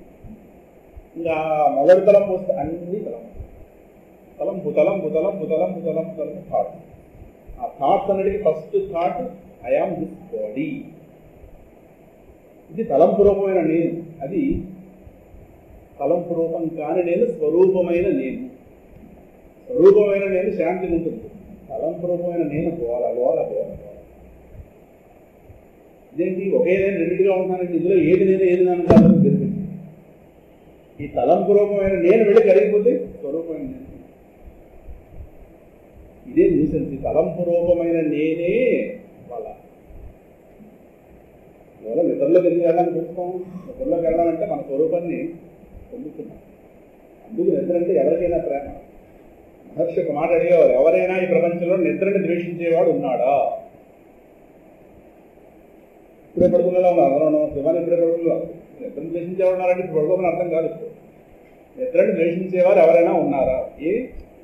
ప్రపంచంలో ఎలా వేస్తే ఇంత ద్వేషిస్తాం. అందరూ నిద్రకు లవర్స్ దిగాం. మెలకులో ఒకటి ఇష్టం, ఒకటి కష్టం, ఒకటి కష్టం, ఇలా రకరకాలు ఉన్నాయి అందరికీ. నిద్ర మాత్రం అందరికీ సామూహికంగా నిద్రకి అందరూ లవర్సే. ఏమి ఇంతమంది లవర్సే ఒక నిద్రకి? ఎలా భరిస్తుంది ఇంతమందిని? ఇంతమందిని ఎన్ని ప్రాణి కూడా ఉంటే అన్ని ప్రాణి కూడా కుక్కకి నిద్రలేస్తే దానికోసం మనిషి దాకా ఏమో చిరాగ్గా చూస్తున్నాం పక్క అన్ని నిద్రలో చేస్తే. దానికి బాగుంటేనే కలుస్తుంది అవసరం అండి. బాగుండకపోతే మంచి నిద్రలో ఉంటే మన నిద్రలో ఉందని ఓ 10 చూసి పడుకుంటున్నాం. అది కూడా నిద్రకు రావాలి. ఏమి నిద్ర అంటే దేని? నిద్ర అంటే మనల్ని మనం పొందడం. కాబట్టి మనల్ని మనం పొందడం ఎవరికైనా ఆనందమే. కాబట్టి నిద్రలో ఎలా వెళ్ళిపోతాం. నిద్ర నుంచి బయట రావడం ఉసుగురుమని వస్తాం. ఇది తప్పరు కదా, ఇవన్నీ తెలుస్తున్నాయి కదా. అందువల్ల మనలో ఏవైతే ఉన్నాయో వాటికే శాస్త్రం చెప్తుంది. ఎందుకంటే శాస్త్రం ఎక్స్ట్రా ఏదో క్రియేట్ చేయలేదు. మన యొక్క కదలికల్లోనే పరమాత్మ ఎక్కడ ఎలా ఉన్నాడు. నిద్రలో నేను లేనని కానీ, నిద్ర నాకు అక్కర్లేదని కానీ ఎవరైనా ప్రపంచంలో చెప్పుతారా? చెప్పగలరు. ఇది మహర్షి ఉన్నత నలుగురి గ్రంథంలో అడిగారు. కాబట్టి ఉన్నత నలుగురు చెప్పండి అమ్మగారిని అనర్థాన్ని కోరుకుంటున్నాను. ఉన్నత నలుగురిలో మాట, నిద్రకి ప్రేమికులు కాని వాడు ఎవరైనా ప్రపంచంలో ఉన్నారా? మేము ఇప్పుడే పడుకుంటాం, బాగుండదు. అందువల్ల విశతే తదనంతరం. అందువల్ల ఆ అలంపూర్వమైనటువంటి ఆ నేనుంటే అది మనల్ని దిగించిస్తుంది దేహాన్ని. దాన్ని తీసుకెళ్ళి కరగబెట్టి అదే స్వామిజీ అంటారు ఆత్మజ్ఞానం పొందడం చాలా సులభం అని. నన్ను చెప్పింది కూడా అదే, మహర్షి గారు చెప్పింది కూడా అదే. ఆత్మజ్ఞానం పొందడం అంటే నీ జ్ఞానం పొందటం. ప్రపంచాన్ని పొందడం అంటే పరాయి వస్తువును పొందటం. నానా ప్రయత్నాలు ఉంటాయి, ఇప్పుడు ఘర్షణ ఉంటుంది. అనేక మంది ఒక వస్తువుని పడతారు, కాంపిటీషన్. సముద్రంలో నౌకలు చూడడానికి లక్షల మంది. ఉత్తర సముద్రం ఉందో లేదు ఎవరికి జ్ఞాపకమే లేదు. ఇప్పుడు అందరూ అక్కడ పడి ఉంటారు.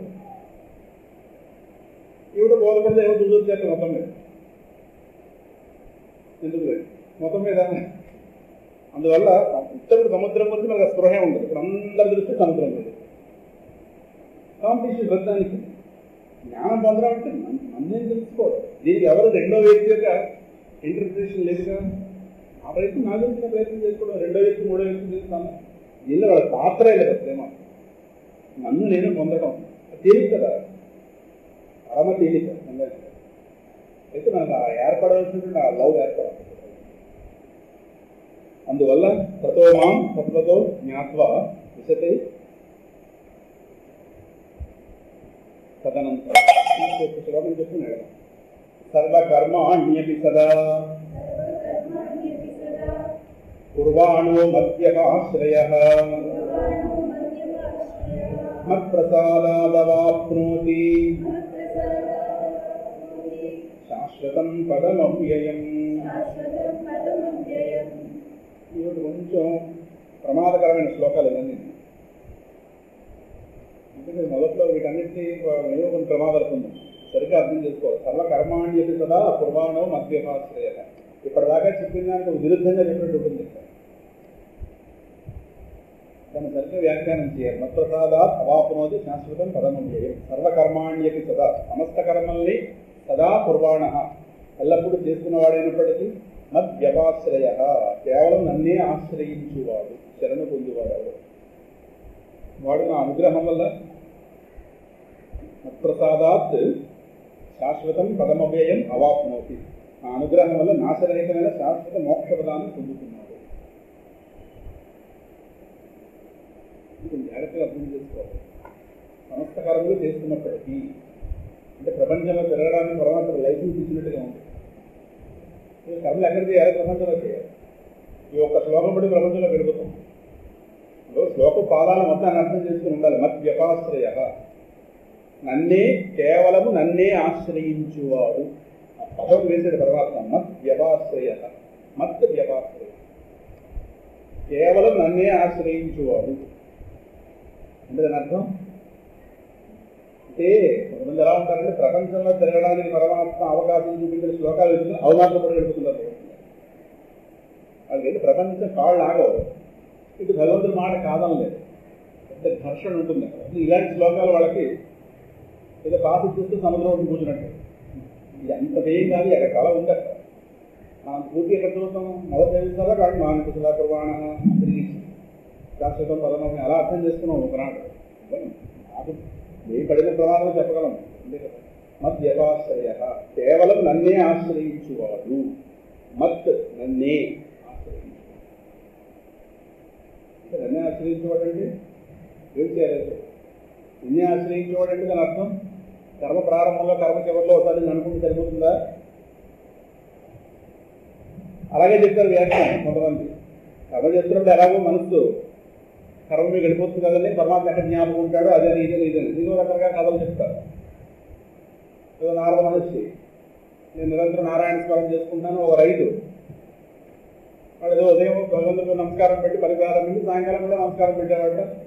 నారదుడు అహంకారం వచ్చిందని, నేను గొప్పవాడిని రోజంతో స్మరిస్తాను కదా, వాడే గొప్పవాడు అనగానే మహావిష్ణువు వచ్చి ఆయన గురించి చెప్పారు. మొత్తం ఇలాంటి రకరకాల కథలు ఉంటాయి. పరమాత్మ మద్వ్యపాశ్రయ పదం వేసాడు. మనం నిరంతరం స్మరిస్తామో లేదో వేరే సంగతి. ఆయన అన్నది కేవలం నన్నే ఆశ్రయించువాడు అంటే దాని అందులో తాత్విక అర్థం, నువ్వు ఇన్ని కర్మలు చేస్తున్నావు కదా, ఏ కర్మఫలం మీద మోహం పెట్టుకోకు బ్రదరు అని చెప్పారు. నన్నే ఆశ్రయించేవాడు అంటే ఏ కర్మఫలానికి నువ్వు ఓటు వేయకు. కర్మ చేస్తే ఫలం వస్తుందా లేదా? కర్మ దేనికోసం చేస్తున్నావు? ఇది ఫలితం కోసమే. ఎందుకు కర్మ ఏం చేస్తారు? అలా వాళ్ళు ఖాళీ ఉన్నాయని చెప్పి అలా పక్కింట్లోకి వెళ్ళి వంట వండుతాం ఉండొచ్చుగా. ఇక ఆవిడకే లేవలేదు, రెండు ఉంటుంది జరిగి ఆవిడ 12 గంటలు తింటుంది.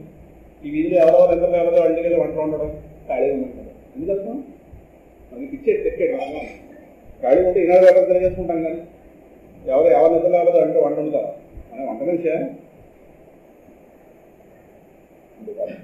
అందువల్ల మనం చేసే కర్మలే మనకు సంబంధించినవి, మన వాళ్ళకి సంబంధించినవి కావచ్చు కాదు.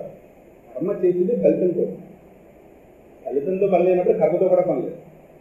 కానీ ఆయన చెప్పింది నన్నే శరణ ఆశ్రయించువాడు అంటే దాని అర్థం ఏదైతే ఇప్పుడు నేను కర్మ కలబెడుతున్నానో ఈ కర్మ చేస్తే ఏదో ఫలితం వస్తుంది. నేను అనుకున్నదో అనుకోనిదో, నాకు అనుకూలమైనదో నాకు అనుకూలం కానిదో, లేదు ప్రతికూలమైనదో, మూడో వస్తాయి ప్రతి. నేను అనుకున్నది అనుకూలమైంది, ఒకప్పుడు అనుకూలమైంది రాదు, అక్కడితో సరిపోతుంది. మూడోది ప్రతికూలత వస్తుంది. ఏదో పోపులాగా మూగుల్లో వేగానే నిప్పొచ్చి మండక మొహాన్ని కొట్టిస్తుంది అనుకోండి, అనవసరం నీళ్ళగా మూగుడు తెలుస్తుంది. చెప్పలేము రకరకాలు. అది ఆపద, ప్రతికూల ఫలితం ఏదైనా జరగచ్చు కాదు. అందువల్ల కర్మకి ఏదో ఫలితం వస్తుంది. కర్మ ఫలితం ఏదొచ్చినా దాని మీద నువ్వు దాన్ని ఆశ్రయించదు.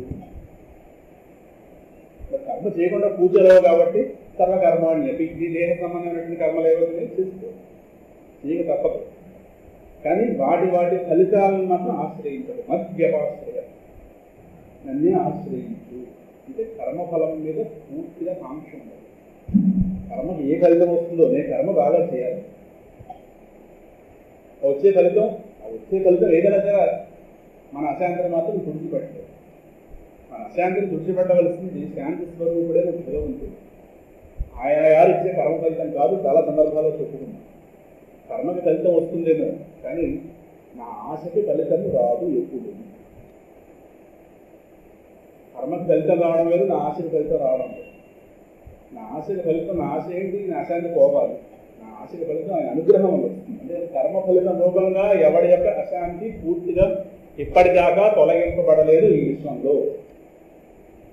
ఏ కర్మ ఫలితానికి కూడా మన యొక్క అశాంతిని తొలగించే శక్తి లేదు. కర్మ ఫలితం చాలా చిన్నది, దాన్ని అక్కడికి విడిచిపెట్టింది. అది చిన్న మొక్క వేసి విశాఖపట్నం మొత్తాన్ని గ్యాలి చేయాలని ఆశించినట్టు ఇది చిన్న మొక్క, అది మనకే గ్యాలి తగ్గుతుందో తెలియదు. విశాఖపట్నం మొత్తానికి పెద్ద షెల్టర్ అయిపోవడం ఇది ఇవాళే ఎక్కడైపోతుంది. మన ఆశలు ఎలా ఉంటాయి, చేసి దిగ్మాల కర్మ అయితే పావలా కర్మ, దాని లక్ష రూపాయలు వచ్చాయి. ఎలా వస్తుంది ఇది మీరు ఆశిస్తే ఇది కర్మరంగా ఎప్పుడైనా సరే మనిషిని దుఃఖ పెట్టడానికి ఉంది. అందువల్ల మధ్యమాశ్రయ, నన్ను ఆశ్రయించు అంటే నేను కర్మఫల ప్రతాపం, నన్ను ఆశ్రయించు. నేను ఇచ్చే కర్మఫలాన్ని ఆశ్రయించదు, కర్మఫలాలు ఇచ్చేటటువంటి నన్ను ఆశ్రయించు. ఆ విధంగా చేస్తే మత్ప్రసాదాత్, నా అనుగ్రహం చేత శాశ్వతం పదం అవ్యయం అవాపం. అవ్యయం శాశ్వతం పదం, నాశరహితమైనటువంటి ఆ శాశ్వత ఆనందాన్ని అవాపమవుతూ పొందుతారు. వేరే ఉంది, నిన్ను కర్మ ఉద్ధరించదు, మానడానికి వీలు లేదు. దేహస్పృహ ఉన్నంతకాలం, దేహం తెలుస్తున్నంతకాలం, దీనికి వేడైతగల అన్నం పెట్టాలి, దీనికి వేడైతగలేదు అవసరాలు తెలుస్తున్నంతకాలం ఎవరి దేహం కూడా పక్కవాడికి భారం అవ్వకూడదు, సోమర్థనం వస్తుంది అందువల్ల. అందువల్ల కర్మ చేయాలి. కానీ ఈ కర్మకు వచ్చే ఫలితం మాత్రం నీ యొక్క అశాంతిని తుడిచిపెట్టలేదు. అశాంతిని తుడిచిపెట్టవలసింది కర్మఫల ప్రదాత అయిన నేను భగవాను స్పష్టంగా ఈ భావంతో కర్మ చేస్తాను. ఇంత చెప్తే వద్దులంటే ఇంకోటి ఏదైనా చెప్పండి, ఇది అర్థం కాదు కదా. అలా ఎస్కేటిజం కాదు, ఇది విషయం పూర్తిగా అర్థం కావాలి. కర్మబంధం కాదు, ఏది బంధం కాదు, ఇక్కడ విషయం అర్థం కాదు. విషయం అర్థమైతే మన హద్దుల్లో మనం హద్దులు మన ప్రవర్తనలో హద్దులు ఏర్పరచడానికి శాస్త్రం. ఆ హద్దుల్లో వెళ్ళేటటువంటి నది హాయిగా సముద్రం తెలిసిపోతుంది. ఎలాగో మన ఆలోచన ప్రవాహం హద్దులు ఉండాలి.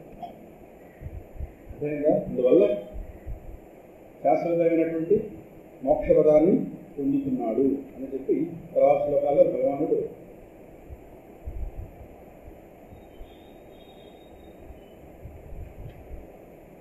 చేతసా సర్వకర్మాణి మయి సన్యస్య మత్పరః బుద్ధియోగముపాశ్రిత్య మచ్చిత్తః సతతం భవ. ఇందాక కర్మల గురించి చెప్పి ఇప్పుడు చిత్తం గురించి. చేతసా సర్వకర్మాణి మయి సన్యస్య మత్పరః. చేతస్సు అంటే మనస్సు కనుక సమస్త కర్మల్ని బుద్ధియోగం ఉపాశ్రిత్య మచ్చిత్తం సత్తం భవ. ఇందాక దానికి కంటిన్యూషన్. అందువల్ల కర్మఫలాలు మనల్ని ఉద్ధరించేవి కాదు. విషయం అర్థమైనప్పుడు బుద్ధియోగం ఉపాశ్రిత్య. బుద్ధియోగం అంటే ఆయా కర్మఫలాలను భగవంతుడికి ఈ కర్మకి ఏం ఫలితం ఇస్తావో ఇది ఇష్టం అని ఆ డెసిషన్ ఎలాగ ఆయనదే కనుక దాని విషయంలో పట్టుదల పట్టకుండా అది బుద్ధియోగం ఉంటుంది. ఈ కర్మ చేస్తున్నాం కాబట్టి ఇదే ఫలితం వచ్చి తీరాలని మొండి పట్టుదల పట్టద్దు. ఏ ఫలితం ఇవ్వాలో సర్వజ్ఞుడైన నాకు తెలుసు. అందువల్ల బుద్ధియోగం ఉపాశ్రిత్య. బుద్ధి చేత ఈ కర్మఫలాల విషయం నాకే సమర్పించేసి వివేకయుక్తమైనటువంటి బుద్ధి చేత మయి సన్యస్య మత్పరః. వివేకంతో కూడినటువంటి బుద్ధి చేత ఈ కర్మఫలాల విషయాన్ని మొత్తం నాకే సమర్పించేసి ఏ కర్మం చేస్తున్నావు మొత్తం వాటన్నిటి కూడా నాకే విడిచిపెట్టి మత్పరః అన్నీ పరమ ప్రాప్యముగా. నీకు కర్మఫలం కావాలా నేను కావాలా ఇది భగవానుడు. ఏటీఎం మిషన్ కావాలా, ఏటీఎం మిషన్ డబ్బు కావాలా? ఏటీఎం మిషన్ పడవచ్చేస్తాం ఒప్పుకుంటారు. ఏటీఎం మిషన్ డబ్బు కావాలి, మన అకౌంట్లో అంతే మనం రావాలి అంతే కదా. పద్ధతిగా అయితే అంతే కావాలి. మిషన్ మనకెందుకు పద్ధతిగా తీసుకుని వచ్చి అంతే మిషన్తో పడవచ్చేస్తామంటే ఏంటి ఒప్పుకోలేదు, పట్టు కూడా పద్ధతి కాదు. ఆ విధంగానే నీకు కర్మఫలం కావాలా నేను కావాలా అని పరమాత్మ అడుగుతున్నాడు. మత్పరహ నన్నే పరమప్రాప్యముగా పెట్టుకున్న వాడివై చేతస సర్వకర్మాణి మయి సన్యస్య. తప్పదు, ఈ కర్మరంగంలో పడ్డావు, ఈ ద్వైత భావంలో పడ్డావు, కర్మలు చేయక తప్పదు. లోపల రాగద్వేషాలు ఉన్నాయి, అవసరాలు ఉన్నాయి, వీటి నిమిత్తం కర్మ చేయాలి. కర్మ చేస్తే ఫలాలు వస్తాయి. ఆ వచ్చే కర్మఫలాల వల్ల నీకేవో వ్యవహార సుఖాలు వస్తాయేమో కానీ లోపల అశాంతి పోదు. అశాంతి పోవాలంటే డైరెక్ట్గా నా అనుగ్రహం వల్ల పోవాలి. అలాగే కర్మ మానేస్తే కుదరదు. ఉన్నాయి కర్మయోగం, ఇవన్నీ కలిపితే కర్మయోగం.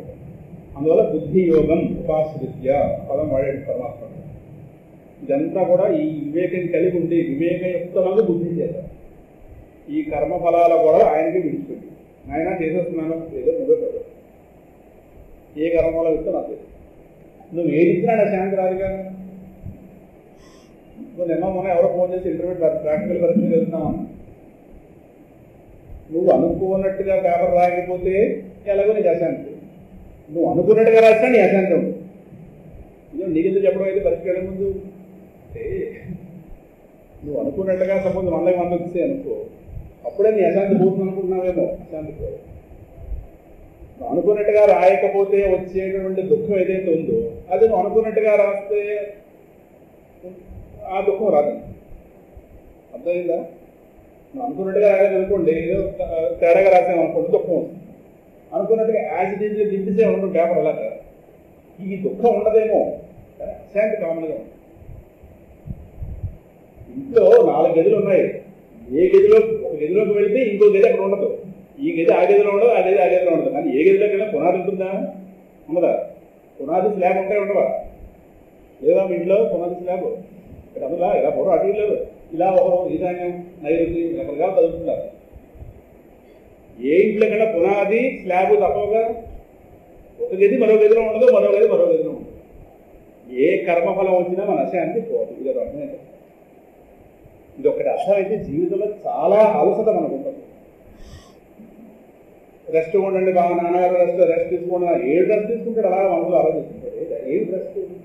కర్మఫలం మీద ఆధారపడేవాడికి ప్రపంచంలో అసలు రెస్ట్ లెస్ ప్రపంచం. రెస్ట్ తీసుకోండి వాడు లోపల ఆయన గారు అనుకునే జరగాలంటే ఇంకా ఆయన గారు రెస్ట్ ఎక్కడి నుంచి వస్తున్నారు? కర్మయోగం చెప్తేనే వస్తుంది. అందులో భగవానుడు కర్మయోగాన్ని ప్రతి అధ్యాయంలో చెప్పడం జరిగింది. నేను అనుకున్నట్టు ఉండాలి, నేను కన్నాను కాబట్టి నా పిల్లల్ని అనుకున్నట్టు ఉండాలి. నువ్వు కన్నావా? ఇంట్లో ఒకటి కనిపించాడా? నువ్వు కన్నావా? ఇంట్లో ఒకటి కనిపించాడా?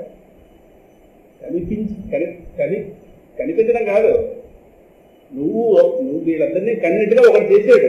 వాడు కన్నా చూసుకుంటే నీకు కాదు. నువ్వు నమస్కారం అంతే. హారాలు పోయడానికి వాడు సిద్ధంగా ఉన్నప్పుడు మనకి ఎలా పోవాలి? అది బుద్ధియోగం. వివేకయుక్తమైన బుద్ధి చేత ఈ కర్మ గొడవలు విడిచిపెట్టేస్తే గహనా కర్మణో గతి 4వ అధ్యాయంలో స్వామి చెప్పారు. ఈ కర్మ గతులు ఎలా ఉంటాయి? నేను రోజు సాయంత్రం స్వామికి చెప్పారు కదా, తండ్రి అమృత్సర్ ఎక్కించడానికి టికెట్ తీసి పిల్లల్ని కూర్చోబెట్టాడు. నేను సాయంకాలం స్వామికి చెప్పింది అదే. ఈయన గారు కాస్త హృషికేశ్ నుంచి హరిద్వార్ దగ్గరికి వచ్చారు. ఆ పిల్లలు మనసు మారిపోయింది. బస్సు హరిద్వార్లో దిగిపోయి మళ్ళీ వెనక్కి హృషికేశ్ వెనక్కి వాడి ఫ్రెండ్ ఇంటికి వెళ్ళి వాడు స్కూటర్ తీసుకుని ఉదయం సాయంకాలం దాకా తిరిగి అక్కడక్కడే అవే నాన్నగారు తిరిగి ఈయనేమనుకుంటున్నాడు, వీడు హృషికేశ్ వీడు అమృత్సర్ వెళ్ళిపోయాడు అనుకుంటాడు చదువు. వీడు ఊళ్ళోనే తిరుగుతున్నాడు. సాయంకాలం వాడు మళ్ళీ ఫోన్ చేస్తే ఏమిటో ఉదయాన్నే బండి పట్టుకెళ్ళిపో ఇవ్వలేదని మళ్ళీ దాంతో స్పీడ్గా రావడం వచ్చి బస్సులు పట్టాడు. మన్నాడు అదే పేపర్లో చూస్తున్నారు. ఎందుకంటే ఈయన గారు అసలు కన్నవాడు దృష్టిలో ఈయన గారు ఎక్కడున్నాడు? అమృత్సర్ వెళ్ళిపోతున్నాడు. కాదు వాడు అక్కడే ఉంటాడు. ఇలాగే ఉంటాయి కర్మఫలం. ఎవరి భావాలకి ఎవరు అనుగుణంగా ఉండరు ప్రపంచంలో. మోహం వదులుకుంటే వాడు ధన్యులు. ఉండరు. ఎదుర్కొంటారు. ఉండే అవకాశం లేదు. ఉండరు. ఉండకపోతేనే మన వైరాగ్యం. మనకు వైరాగ్యం రావాలి. ఎందుకు ఈ మోహాలు ఏదని? వాడు అనుకూలంగా ఉండే మనకి ఇంకా పిచ్చి నటానం ఎదుగుతుంది. ఇంకా ఇప్పుడు నా చెప్పు చేతుల్లో ఉన్నాడు, నేను ఇలా అనుకుంటాడు, రోగం వస్తున్నాడు. ఇలా అనుకుంటే యోగా లేదు. మన చెప్పు చేతుల్లో ఉంటే మన భూమి నిలబడతాం. మన భూమి నిలబడ దేవతల్లో గాలి నిలబడతాం. అందువల్ల మాట వినకపోతే నిలబడతాం. వైరాగ్యం వస్తే సాధారణ ఎప్పుడప్పుడు అది చివరి.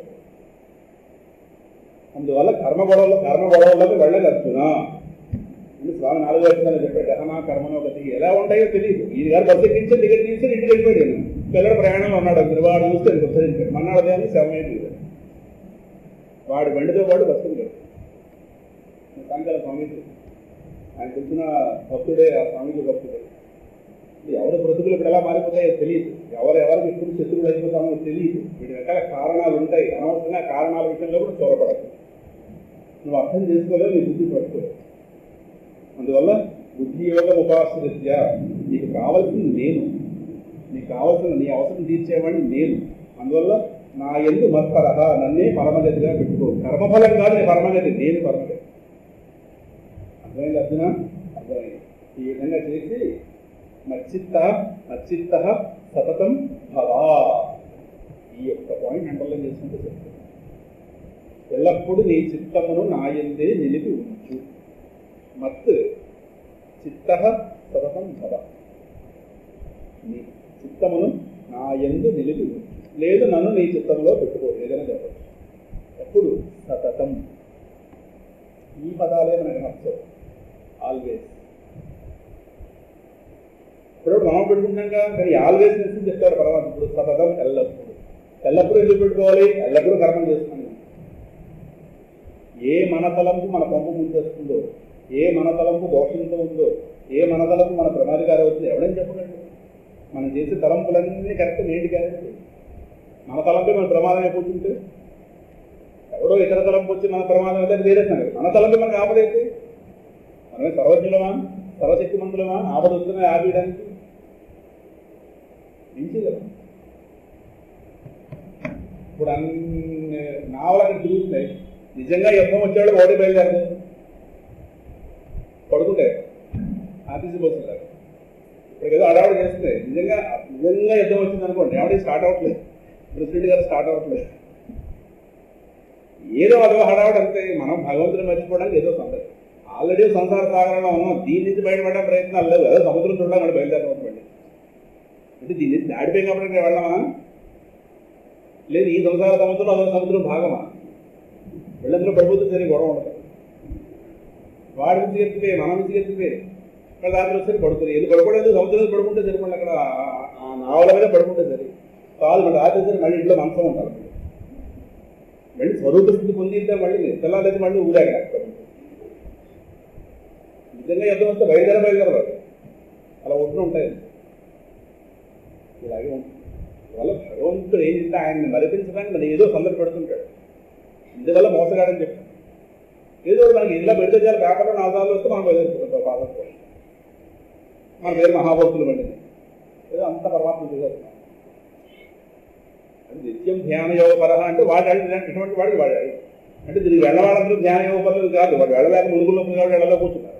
వెళ్ళలేకపోతున్నా అనాగోల ఆ పాసులు తీసుకున్నా వెళ్ళలేమండి, నిలబడలేమండి, కారు పార్కింగ్ అండి, నడవలేమండి. వెళ్ళని వాళ్ళందరూ భక్తులు కాదు, వెళ్ళిన వాడు భక్తులు కాదన్నంటే ఇలాగే ఉంటుంది. ఈయన గారు పెట్టే సందర్భం అంటే చెప్పేది ఏదో పెడతారు. పోయారా ఈ జనాలందరూ మసాలాలు ఎవరో జన్మాలు తిప్పుకుంటున్నాడు ఆయన గంగ ఇలాంటి కొడుకు. ఐఎఫ్ఆర్ అంటాడు, ఐఆర్ఎఫ్ అంటాడు. కొంచెం సముద్రంలో ఉంటుంది. శనక్కాయలు పెడితే అలా ఉంటుంది. మనకి చాలా జంతువులు శనక్కాయలు ఇవన్నీ ఇంట్లో చేసుకుంటే అక్కడ పడుతుంది. వాడు ఆ చెప్పేది వాడు చెప్పిపోతున్నాడు. ఆ ప్రెసిడెంట్ పోతే బాగుంటే మా ఎక్కడ పోతాం. వాళ్ళకి 3 నెలల బట్టి నిద్రలు లేదు. తెలుసా ఎంతగా అలా తిరుగుతారు దేశం. వాడు మనిషేనా? వాడు నిద్ర వద్దా? మీకు నిద్ర కావాలంటే వాడు వద్దా? వాడు దిగి వచ్చినట్టు మీద నిజేమన్నా ఇది ఎంత వేరమైతే ఇంటికి హాయి పడుకుందామని వాడు అందరూ కావాలంటే చూడండి. ఆ సతీష్ సోని గారి వాడి యొక్క మైండ్లో ఉన్న భావం బయట తీయండి. ఇది అయిపోతే పడుకోవాలా బాబు, అదే మిగులుతుంది అడుగు మనసులో అడుగు. కాదంటే పేరు మార్చుకున్నాను. సతీష్ సోని అంటే దీనికి అధికారం మొత్తం ఆయన గారు అనేది. ఇంతమంది పోయి నా మనసులో ఎప్పుడు చూస్తాను నేను. ఎందుకు ఇంతమంది అధికారులు మళ్ళీ ఎవరి వాళ్ళు వెనక్కి వెళ్ళాలి, అన్ని బాగా జరిగాయని పేరు తెచ్చుకోవాలి. మళ్ళీ ఎక్కడ ఏం తేడా రాకూడదు. అన్నీ మళ్ళీ వాటిని తీసుకెళ్ళి వెపన్స్ అక్కడ పెట్టాలి. అన్ని సరిపోయింది ఈయన గారు పడుకుంటాడు. మనకు ఆ గవర్నర్ ఆయన పడుకుంటుపోతాం. ఆయన గారు పడుకోవడానికి భాగ్యం కూడా ఇది ఇంటికి అధికారి. ఆయన కూడా నిద్రతో ముగిస్తుంది. మరి తెల్లాలు వేస్తే మళ్ళీ ఆయన గారు నేవల అధికారం అనేది ఒక తగులుకుంటుంది. మన దేహానికి కూడా అలాగో వాడి దేహానికి అలాగో ఇవన్నీ ఎక్స్ట్రా, ఇప్పుడు ఎక్స్ట్రా సహజంగా సందడి. విశాఖపట్నంలో భక్తులు తయారైపోతున్నారో ఆయన పెట్టాడు. అయితే మా భక్తులు మొత్తం చేశారు. ఇప్పుడు వెళ్ళలేకపోయినా అనుకున్న వాళ్ళు వీళ్ళు ఇంకా వీళ్ళు వాళ్ళకంటే 10 రెట్లు వీళ్ళకే ఎక్కువ తిరిగారు. మనస్తో వీళ్ళు మనస్తో తిరిగారు, వాళ్ళ దేహంతో తిరిగారు. ఆయన గారు తెగ ఆనందం. అమ్మయ్య, ఇప్పుడు ఎవరికి ఇప్పట్లేదు మోక్షం అప్లికేషన్ అని దానికి లాగేస్తుంది. ఏదో కారణం చూపించి అప్లికేషన్ అయినా లాగేస్తారు. ఏదో ఆయన వెళ్తున్నాడు, నీ వెళ్తున్నాడు, మీరు వెళ్తున్నాం ఏదో మొత్తం ఏదో ఇంకా ఎవరో తీసుకుంటారు. మోక్షం ఇవ్వలేదేమో కానీ పాపం చేయడం ఊళ్ళందరూ పెద్దవాళ్ళే. పెద్దవాడి ఊళ్ళో అధికారం ఊరం. వీడికి ఎమ్మెల్యే తెలుసు, వాడికి ఎంపీ ఉపాధి సముద్రం. మత్సిత్త సత్వం ఇటువంటి వాడికి పడకరా బ్రదరు. మత్సిత్త సత్వం ఏవో వస్తాయి. నీకు మంచి రహస్యం చెప్పానుగా, నన్ను నీకు బాగా మరిపించడానికి విషయాన్ని పెట్టాను.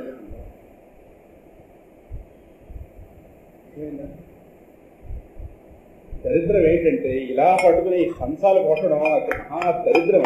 ఇది ఒక జరుగుతుంది. ఈ రూట్లేదా ఇలా కొట్టడం, ఈ రూట్లేదా ముద్రగడ పద్మనాభం గారు తాపునాడు ఆడాలి ఇలా కంచాలు పెట్టి కొడుతారు చూడలే, గిరిజలు పెట్టి ఇలా దేనికి కొడతారు తెలుసునా? పితృదేవతను ఆరాధించడానికి కొడతారు. దరిద్రమే. ఎవరు ఏమిటి చేస్తున్నారో తెలియదు. పితృదేవత ఆరాధన చేసినప్పుడు ఇలా కొడతారు కంచాలు. దేవత వాళ్ళని ఆరాధన చేయడానికి ఇలా కొడితే వాళ్ళు వస్తారు. ఎప్పుడు సంవత్సరం నాడు దాని నాడు చేసినాడు అయిన తర్వాత మళ్ళీ వాళ్ళు పంపించారు. వీళ్ళు కంచాలు పడి అలా కొద్దిగా టీవీ చూడలేదా? టీవీలో ధైర్యం అంటే ఇవన్నీ ఇంకా ఇది దరిద్రాలు ఎలా వస్తున్నాయి ఊళ్ళోకి ఆలోచన. కంచాలు పడి కూడా గెలిపి పెట్టి కొట్టడం. శుభ్రం భోజనం చేసిగా ఆ కంచం చెప్పేది తిరిగేది ఇలా కొడుతున్నాడు. భోజనాలు అయిపోతాయి పక్క, భోజనాలు ఏం మానేలేదు ఎవరు. అది ఎప్పుడంటే అప్పుడు చేయకూడదు. పితృదేవతారాధన అది చేస్తే వాళ్ళు వచ్చేస్తారు. వచ్చిన వాళ్ళు సరిగ్గా చేయకపోతే మళ్ళీ అది ఒక మహాపాపం. అది ఏ కర్మ ఎప్పుడు చేయాలి? ఇంకోలా చేస్తున్నా బుర్రవాదులు వస్తే కంచెలు వాడతారు. బుర్రవాదు కూడా లోపం. బుర్రవాదుతో మళ్ళీ వాడు బుర్ర నొప్పి రాకూడదు. మనకి మళ్ళీ మన రత్నాచలు కాల్చింది, జన్మభూమి కాల్చింది. కంచం తిరగేసి కొట్టవి దృష్టి కాదు. చూడని ఆలోచనలు వచ్చే కాలం లేదు. పితృదేవతని పిలుస్తున్నారా వీళ్ళు గారు? అలాగే ఆకలమంటారు. శుభ్రం భోజనం చేసి కూర్చున్నారు. ఎవరికి ఆకలమంటారు? శుభ్రం భోజనాలు చేసుకుంటున్నారు. ఎందుకు అంతగా సభలో మాట్లాడితే బాగుంటుంది.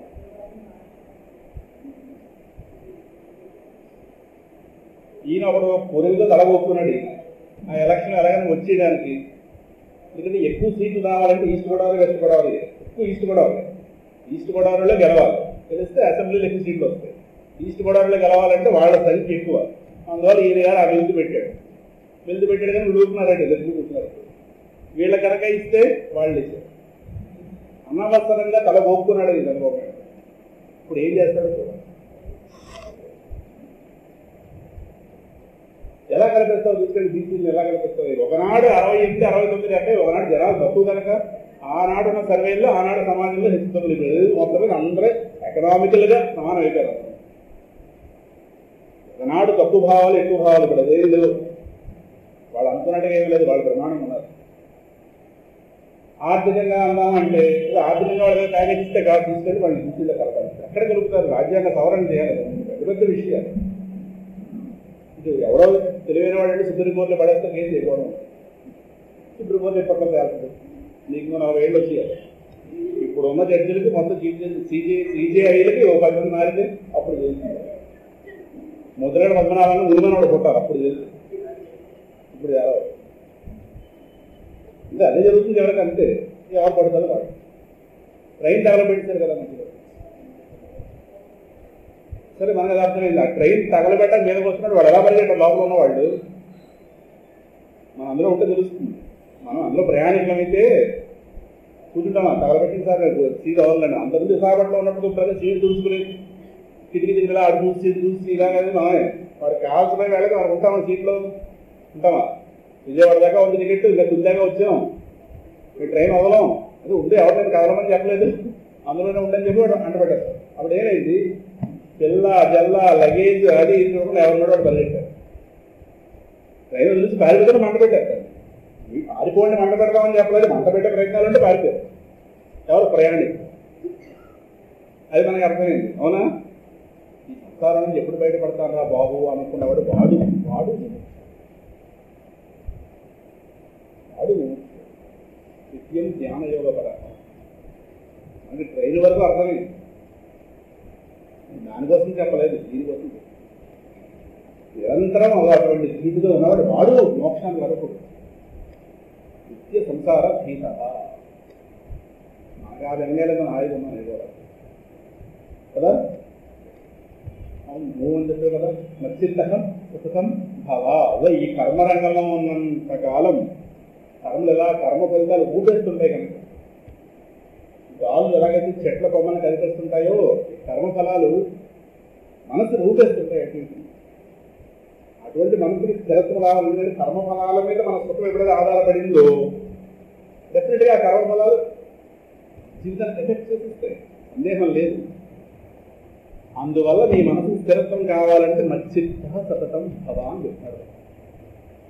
ఈ కర్మ ఫలితాలు నీ మనసుకి కుదురు తీసుకురాలేదు, ఉన్న కుదురు తీసేస్తాయి. ఇది పెద్ద పెద్ద సాధకుల జీవితాలు కొన్ని జరిగి కుదేరైపోయిన వాడు అన్నారు సాధనలో. తెలిసిన కొన్ని రకాలైనటువంటి సంఘటనలు జరిగి అసలు మీరు ఎంత సాధన ఏడిపోయినటువంటి కర్మఫలాలు ప్రారంభాలు పూర్తిగా తిరగేసేస్తాయి. కర్మరంగం అని అనుకున్న సులభం కాదు. ఈ ప్రారంభాల్లో ఏ ఫలితాలు వస్తాయో ఏ ఫలితాలు వస్తాయో. ఆనాడు ఒక్క మాట ఇన్ని లక్షల మాటలు మాట్లాడుకున్నా ఒక మాట ఆ టైంలో బయట జ్ఞాపకం. అది కుమార్ గారు ఆ సమయంలో జరిగింది అదే మాట్లాడతాం. ఒక పామరుల్లో ప్రవర్తిస్తాం, ఇందులో జరిగింది. మరి ఎంతకాలం జ్ఞానం ఏమైంది? అలాగే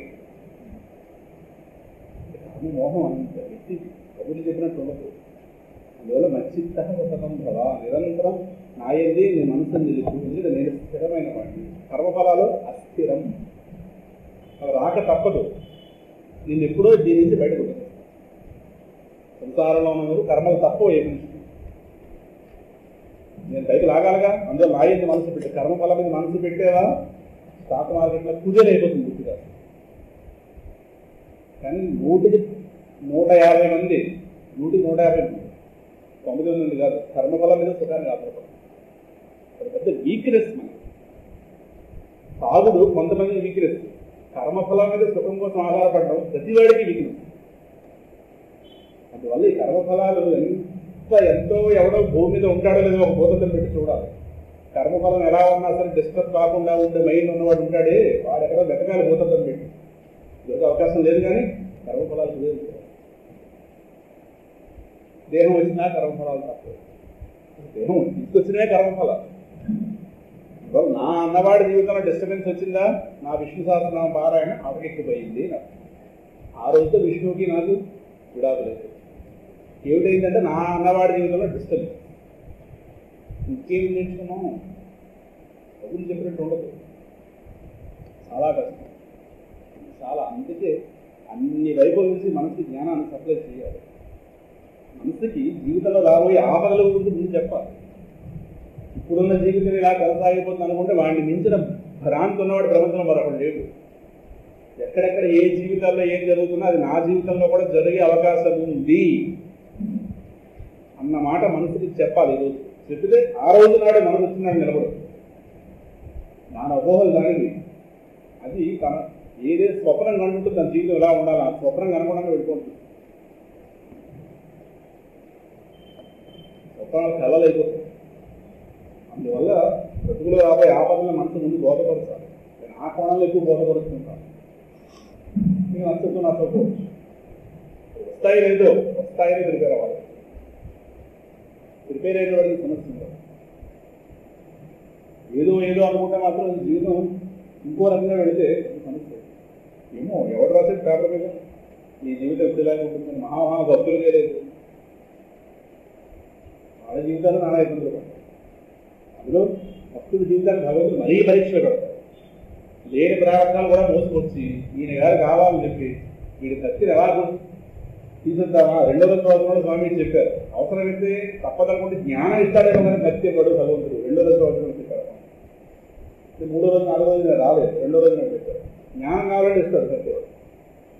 భక్తుడికి ఎన్ని పరీక్షలు పెడతాడో చూద్దాం. వీడి కత్తి పెడతాడు. ఆయన గారు కత్తికి పరీక్షలు పెట్టడం ఆయన ఆనందం. ఇది అందువల్ల మచ్చిత్త సతతం భవ. ఈ మాటలు ఇలాగా వెళ్ళిపోతున్నాయి, పారాయణ వెళ్ళిపోతుంది కానీ సాధించిన వాళ్ళు ఎక్కడ కనిపించట్లేదు. ఎందుకంటే కర్మఫలం మీద ఆధారపడుతుంటారు. అది పెద్ద దురదృష్టం మానవ జాతి. ఇంతోటి ఆ తుంపర సుఖాలు ఏమవుతున్నాయి, ఇదే మహాసుఖం అనుకుని కర్మఫలం ఇచ్చే సుఖాలు ఏమిటి తుంపరలు. ఆ తుంపరలు ఇంత మనకు అడుగున్న కాఫీ అక్కలేదు, పైన నా నురుగులో తయారు గ్లాసు నిండా నురుగు పోసి నురిగిస్తే మనకు అదే ఆనందం. అడుగున్న కాఫీ దాకా వెళ్ళాక మనం ఓపిక లేదు. అందువల్ల భగవానుడు చెప్పాడు, కర్మ రంగంలో ఈ డిస్టర్బెన్స్ ఉంటాయి కనుక మచ్చిత్త సతతం భవ. ఎవరైతే మా కుటుంబ సభ్యులే పేర్లు అనవసరం. వాడు పిల్లడు చిన్నప్పటి నుంచి మా ముద్దుగా పెంచారు. ఈ కాలం అందరూ ఒకరేగా, ఇంకా వాడే ఇంద్రుడు చంద్రుడు. ఆ ఇంద్రుడు చంద్రుడిని ముద్దుగా పెంచారు. ఈరోజు వాడు వీళ్ళ చేయి ఆడిపోతున్నాడు. వీడు ప్రతి మాటకి ఎదురు జరగడం, ఇంకా వాడు వాడు చేస్తుండడం, రకరకాల ఇంజనీరింగ్ స్టూడెంట్ గుమ్మ దాటితే ఎవరి చేతులు ఎవరు అనుకోలేదు కదా. దాంతో వీళ్ళకి ఇంట్లో ఆయన గారు 50 ఏళ్ళ వయసు ఉన్నాయని మన ఇంటికి వచ్చి ఏడ్చాడు. కనుక అదో రకం మాట ఎంతో వాడు ఆవిడ కొడుకో మాట. వీళ్ళిద్దరు రాదు, వీళ్ళు ముగ్గురు రాత్రి వేసరికి డబ్ల్యూడబ్ల్యూఈ వస్తాయి. నిద్ర ఉండలేదు రోజు. 1 గంట రోజు వాదం లేదు.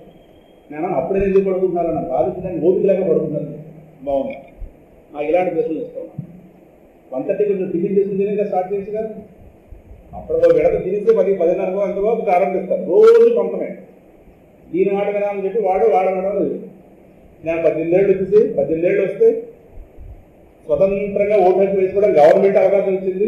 నన్ను రెస్ట్రిక్ట్ చేస్తారండి అంటే వాడు టెలిఫిల్మ్స్ ఇవన్నీ చేయడానికి ఇంజనీరింగ్ చదువుకుంటే వాడి వీటికి ఆసక్తి, ఈ ఫిల్మ్ ఇండస్ట్రీ మీద ఆసక్తి వెళ్తుంది. వాడి చదువుకోతుందిరా అని చెప్పి తండ్రి గోల. ఈవిడి గారు చూస్తే ఈవిడి గారు ఓ రకంగా పేషెంట్ కాదు, ఎలా లేవదో ఉండదు.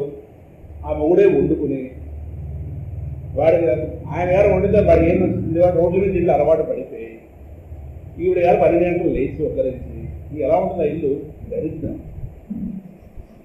మా ఇంట్లో 50 ఏళ్ళ బతుకు బతికితే ఏడవడంగా ఏడు పెంచడానికి ఉన్నారు. ఎవరంటే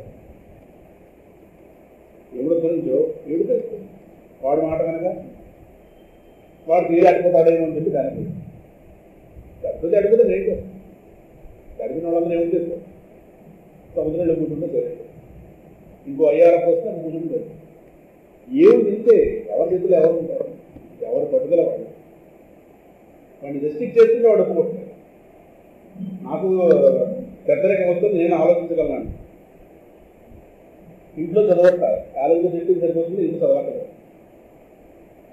అదే సార్ దీన్ని 60% కానీ ఆడట్లేదు, నీకు 80-90 రావాలి కదా, 60 వచ్చిన వాళ్ళకి ఉద్యోగాలు వస్తున్నాయని చెప్పి వాడికి మొత్తం వాడి డేటా వాడికి.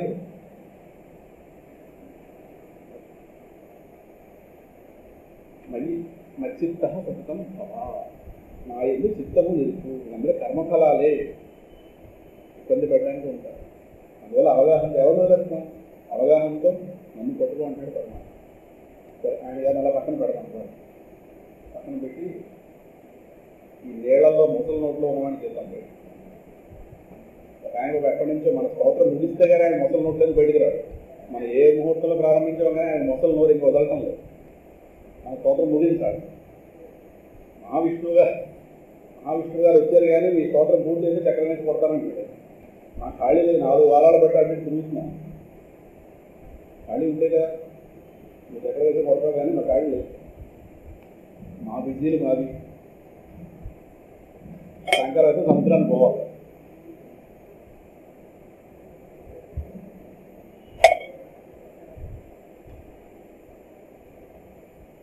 ఏమి చూస్తారంటే వెళ్ళి అక్కడికి వెళ్ళి డౌట్ అవుతులా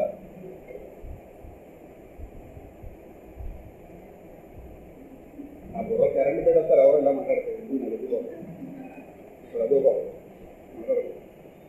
నేను వెళ్ళి కూర్చుంటే సరిపోతున్నాను. అంటే ఎక్కడికి నా ప్రశ్న ఏంటంటే ఎక్కడికి వెళ్ళేది కలిగితే పరిమిత సుఖం అన్నప్పుడు ఎందుకు జ్ఞాపకపడ్డాను. నిజంగా అక్కడికి వెళ్తే అపరిమితమైన సుఖం కలుగుతుంటే నేనే ముందుంటాను. అసలు క్లాస్ చెప్పిన వాడు అక్కడే కూర్చున్నాం. ఎందుకంటే సీటు పోతుందేమని చెప్పి అక్కడే కూర్చున్నాయి. రోజంతా అక్కడే క్యారేజీలు, అక్కడే స్నానాలు, అక్కడే ఓ ముడుగులు వచ్చేస్తున్నాడు గమతలు. ఆ పరిమిత సుఖమే అపరిమితం కాదు. పరిమిత సుఖమే ఇచ్చేటప్పుడు అంత యాతన చేసింది దాని దగ్గరికి. ఇప్పుడు షణ్ముఖి వెళ్ళొచ్చింది, షణ్ముఖి మోక్షం పొందిందా? అలాగే ఉంది ఆ మొహం, అంగే మరి రమణ మహర్షి గారు విలువ వచ్చిందా లోపల ఆ శిశువుని చూస్తే? రాష్ట్రపతికే లేదు, రాగా ఉన్నాడు, మందు ముందు కొట్టాడు. ఇప్పుడు మనకంటే హోదా లేదు. రాష్ట్రపతి మధ్య తీసుకెళ్లారా? ప్రెసిడెంట్ ఆఫ్ ఇండియా మొత్తం త్రివిధ దళాధిపతి, ఆయన గారు హోదా ఇచ్చి తీసుకెళ్ళారు లోపలికి. ఆయనకి ఏమైనా మోక్షం వచ్చిందా? నేనైతే అలా ఆలోచిస్తాను. ఎందుకు ఆలోచన దోషం ఏంటో తెలియదు కానీ ఆయన అలా అలాగే ఉన్నాడు అంతే. నేను ఇంట్లోనే ఎలా ఉన్నాను, ఆయన ఎలా సముద్రం మీద అలాగే ఉన్నాడు. దాని ఆ మాత్రం భాగ్యాన్ని తీరికారు. ఒళ్ళు హోమం చేసేసుకుని ఒక డ్రెస్ తీసుకుని ఇలా అది కదిలిపోయి నేను చూసి వాళ్ళని చూసి అంటే ఏదో ఒక సంరంభం ఉండాలా? రాబోయే నిజం తెలిసినప్పుడు దేనికి వెళ్ళాలి? నిజంగా నౌకలు చూడటంలోనే కనుక మోక్షానందం ఉంటే ప్రహ్లాదు విడిచిపెట్టావిడ ప్రపంచాన్ని. ఆయన గారు ముందు అయిపోయాడు తెలుగు దాడాలి. ఎందుకంటే ఆయనకు వచ్చింది ముందు ఛాన్స్. కావాలంటే ప్రపంచం మొత్తం ఆయన పేరు మీద రాయించుకునేవాడు. నేను అడగలేదే అక్కడ ప్రపంచం ఉపయోగించుకోండి. ఆయన గారు ప్రపంచం వదిలితేగా మనకు వచ్చింది. అక్కడ ఆయన పేరు మీద రాయించుకుంటే ఈ నౌకలన్నీ ఆయన ఖాతాలో పోయేది కదా. మొత్తం ప్రపంచం 3 లోకాలు, కుటుంబాలు ఒక లోకం కాదు, 3 లోకాలు మొత్తం అన్ని లోకాలు ఆయన చేతిలో గడిపారు. ఆయన గారు ఇంకా మోచేది నీళ్ళు మనం తాగాల్సి వచ్చింది కదా. లేదు ఆయన ప్రపంచం అడగలేదు. మరి మనం ఎందుకు ఎగబడుతున్నాం అలాగా?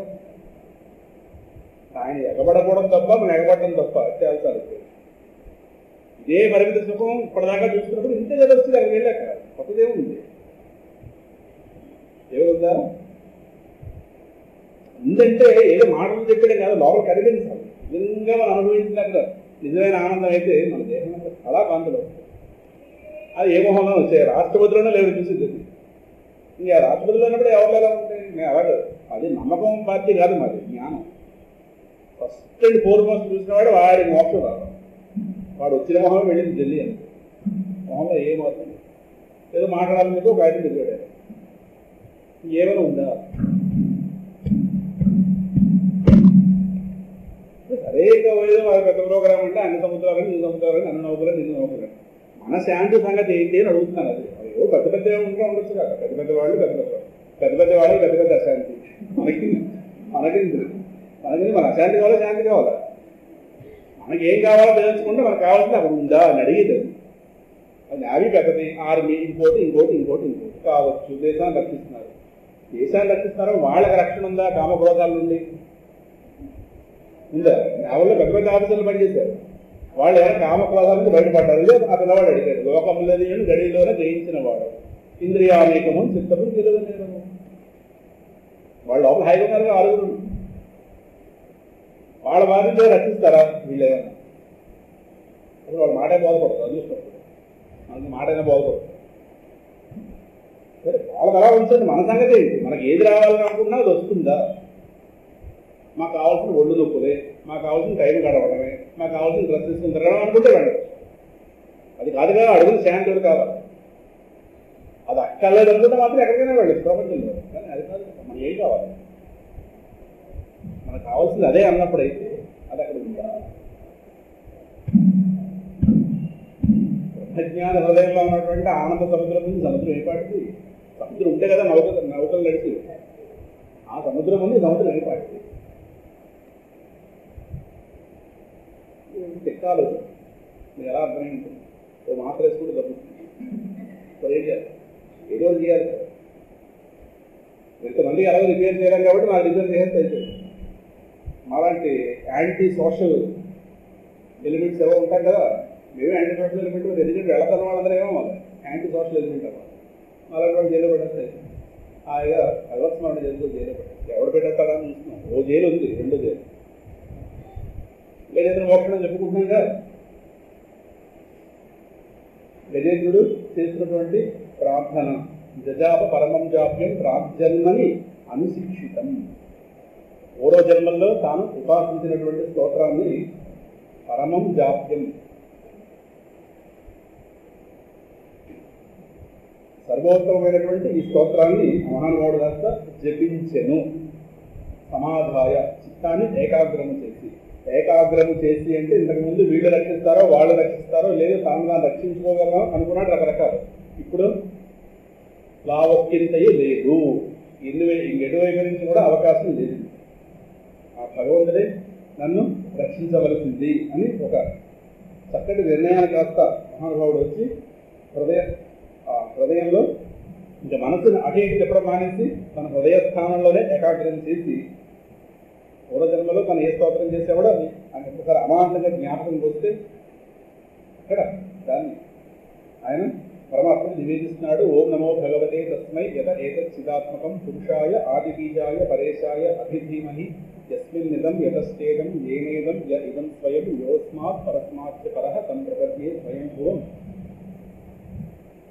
ఎవ్వని చేజనిందు జగము ఎవ్వని లోపల నుండి లీనమై ఎవ్వని యందుడిందు పరమేశ్వరుడప్పుడు మూల కారణంలోడు అనాది మధ్య లేడప్పుడు సర్వము తానయైన వాడు వాని నాతో ఈశ్వరుని శరణంలో వేడదం. అది మొదటి 2 శ్లోకాలకి కూడా కలిపి ట్రాన్స్లేషన్ తెలుగులో. స్వాత్మనీతం నిజమాయయార్పితం క్వచిత్ విభాతం క్వచ సత్తిరోహితం అవిద్ధదృక్ సాక్షిభయం సమీక్షతే స ఆత్మమూల అవతు మాం పరాత్పర. వీటన్నిటికీ చెప్పుకున్నాం, మీరు ఎక్స్ప్రెషన్ ఇవ్వట్లేదు. అయితే కాలేరు పంచత్వ విదేశు కృష్ణశో లోకేషు పాలేషు సర్వహేతుషు తమస్తదాసీద్ గహనం గంభీరం యస్తస్య పారే అభివిరాజతే విభుః. ఇది కూడా అయిపోయింది. నయస్య దేవా ఋషయః పరం పదం విదుః జంతు పునః కోరహసి జంతు మీరితి యథా నటస్యాకృతిభిః విశేషతః దురత్యయానుక్రమణస్య మా అవతు. మీకు ఏదో ఫ్రాన్స్ భాష అన్నట్టుగా ఉంది, నష్టమైంది. అందువల్ల ఇవన్నీ చెప్పుకున్నాం కానీ మళ్ళీ వెనక్కి వెళ్తే ముందుకు వెళ్ళే అవకాశం చాలా గ్యాప్ వచ్చేసింది. 3వ తారీఖు తర్వాత మళ్ళీ 10వ తారీఖు తర్వాత మళ్ళీ వాళ్ళ క్లాస్ దీనికి సంబంధించి 17, 24, 31 ఇవన్నీ కూడా రకరకాల కార్యక్రమాల్లో వెళ్ళిపోయి మళ్ళీ వాళ్ళు 7వ తారీఖు. అందువల్ల 3 వారాలు సుమారుగా 40 క్రితం చెప్పుకుంటే వాళ్ళు చెప్పుకుంటున్నాం కనుక మీకు నిమిష క్రితం జ్ఞాపకం ఉండదు. 40 అదో ఎన్ని అవుతుందో చూసారో మాత్రం చెప్తారు స్పష్టంగా. 24, 25, 26 చల్లలతో చూడదా జబర్దస్త్లో మాట్లాడినట్టు ఆ మాటలు వస్తాయి. అందువల్ల పరమేశ్వరుడి యొక్క స్వరూపాన్ని దేవతలు మహర్షులు వీళ్ళు తెలుసుకోలేరు. కారణం అందరికంటే ముందున్నవాడు. వీళ్ళే తెలుసుకోలేకపోతే ఒక అజ్ఞాని అయినటువంటి జనుడు మనుష్యుడు ఈశ్వర స్వరూపాన్ని తెలుసుకోవడానికి కానీ వర్ణించడం కానీ ఎలా సమర్థుడవుతాడు? ఎందుకంటే వివిధ రూపాలు, ఒకే వ్యక్తి వివిధ రూపాలు వేసి నటిస్తున్నటువంటి ఆ నటుడు ఎవరైతే ఉన్నాడో వాడి యథార్థ స్వరూపం ఏమిటంటే చెప్పలేదు. ఆయన గారే 10 ఏటాలు వేస్తున్నాడు అనుకోండి, ఆయన యొక్క ఒరిజినల్ నేచర్ ఏమిటి ఎలాగైతే చెప్పలేమో. యథా నటస్యాకృతిభిః విశేషతః దురత్యయానుక్రమణస్య మా అవతు. ఎలాగైతే వాడి యథార్థ స్వరూపం ఏంటో ఎలాగైతే మనం తెలుసుకోలేమో ఆ విధంగానే తెలియశక్యంగానే చరిత్ర గల ఓ పరమాత్మ నన్ను రక్షించు, నిన్నెవరూ తెలుసుకోలేరు.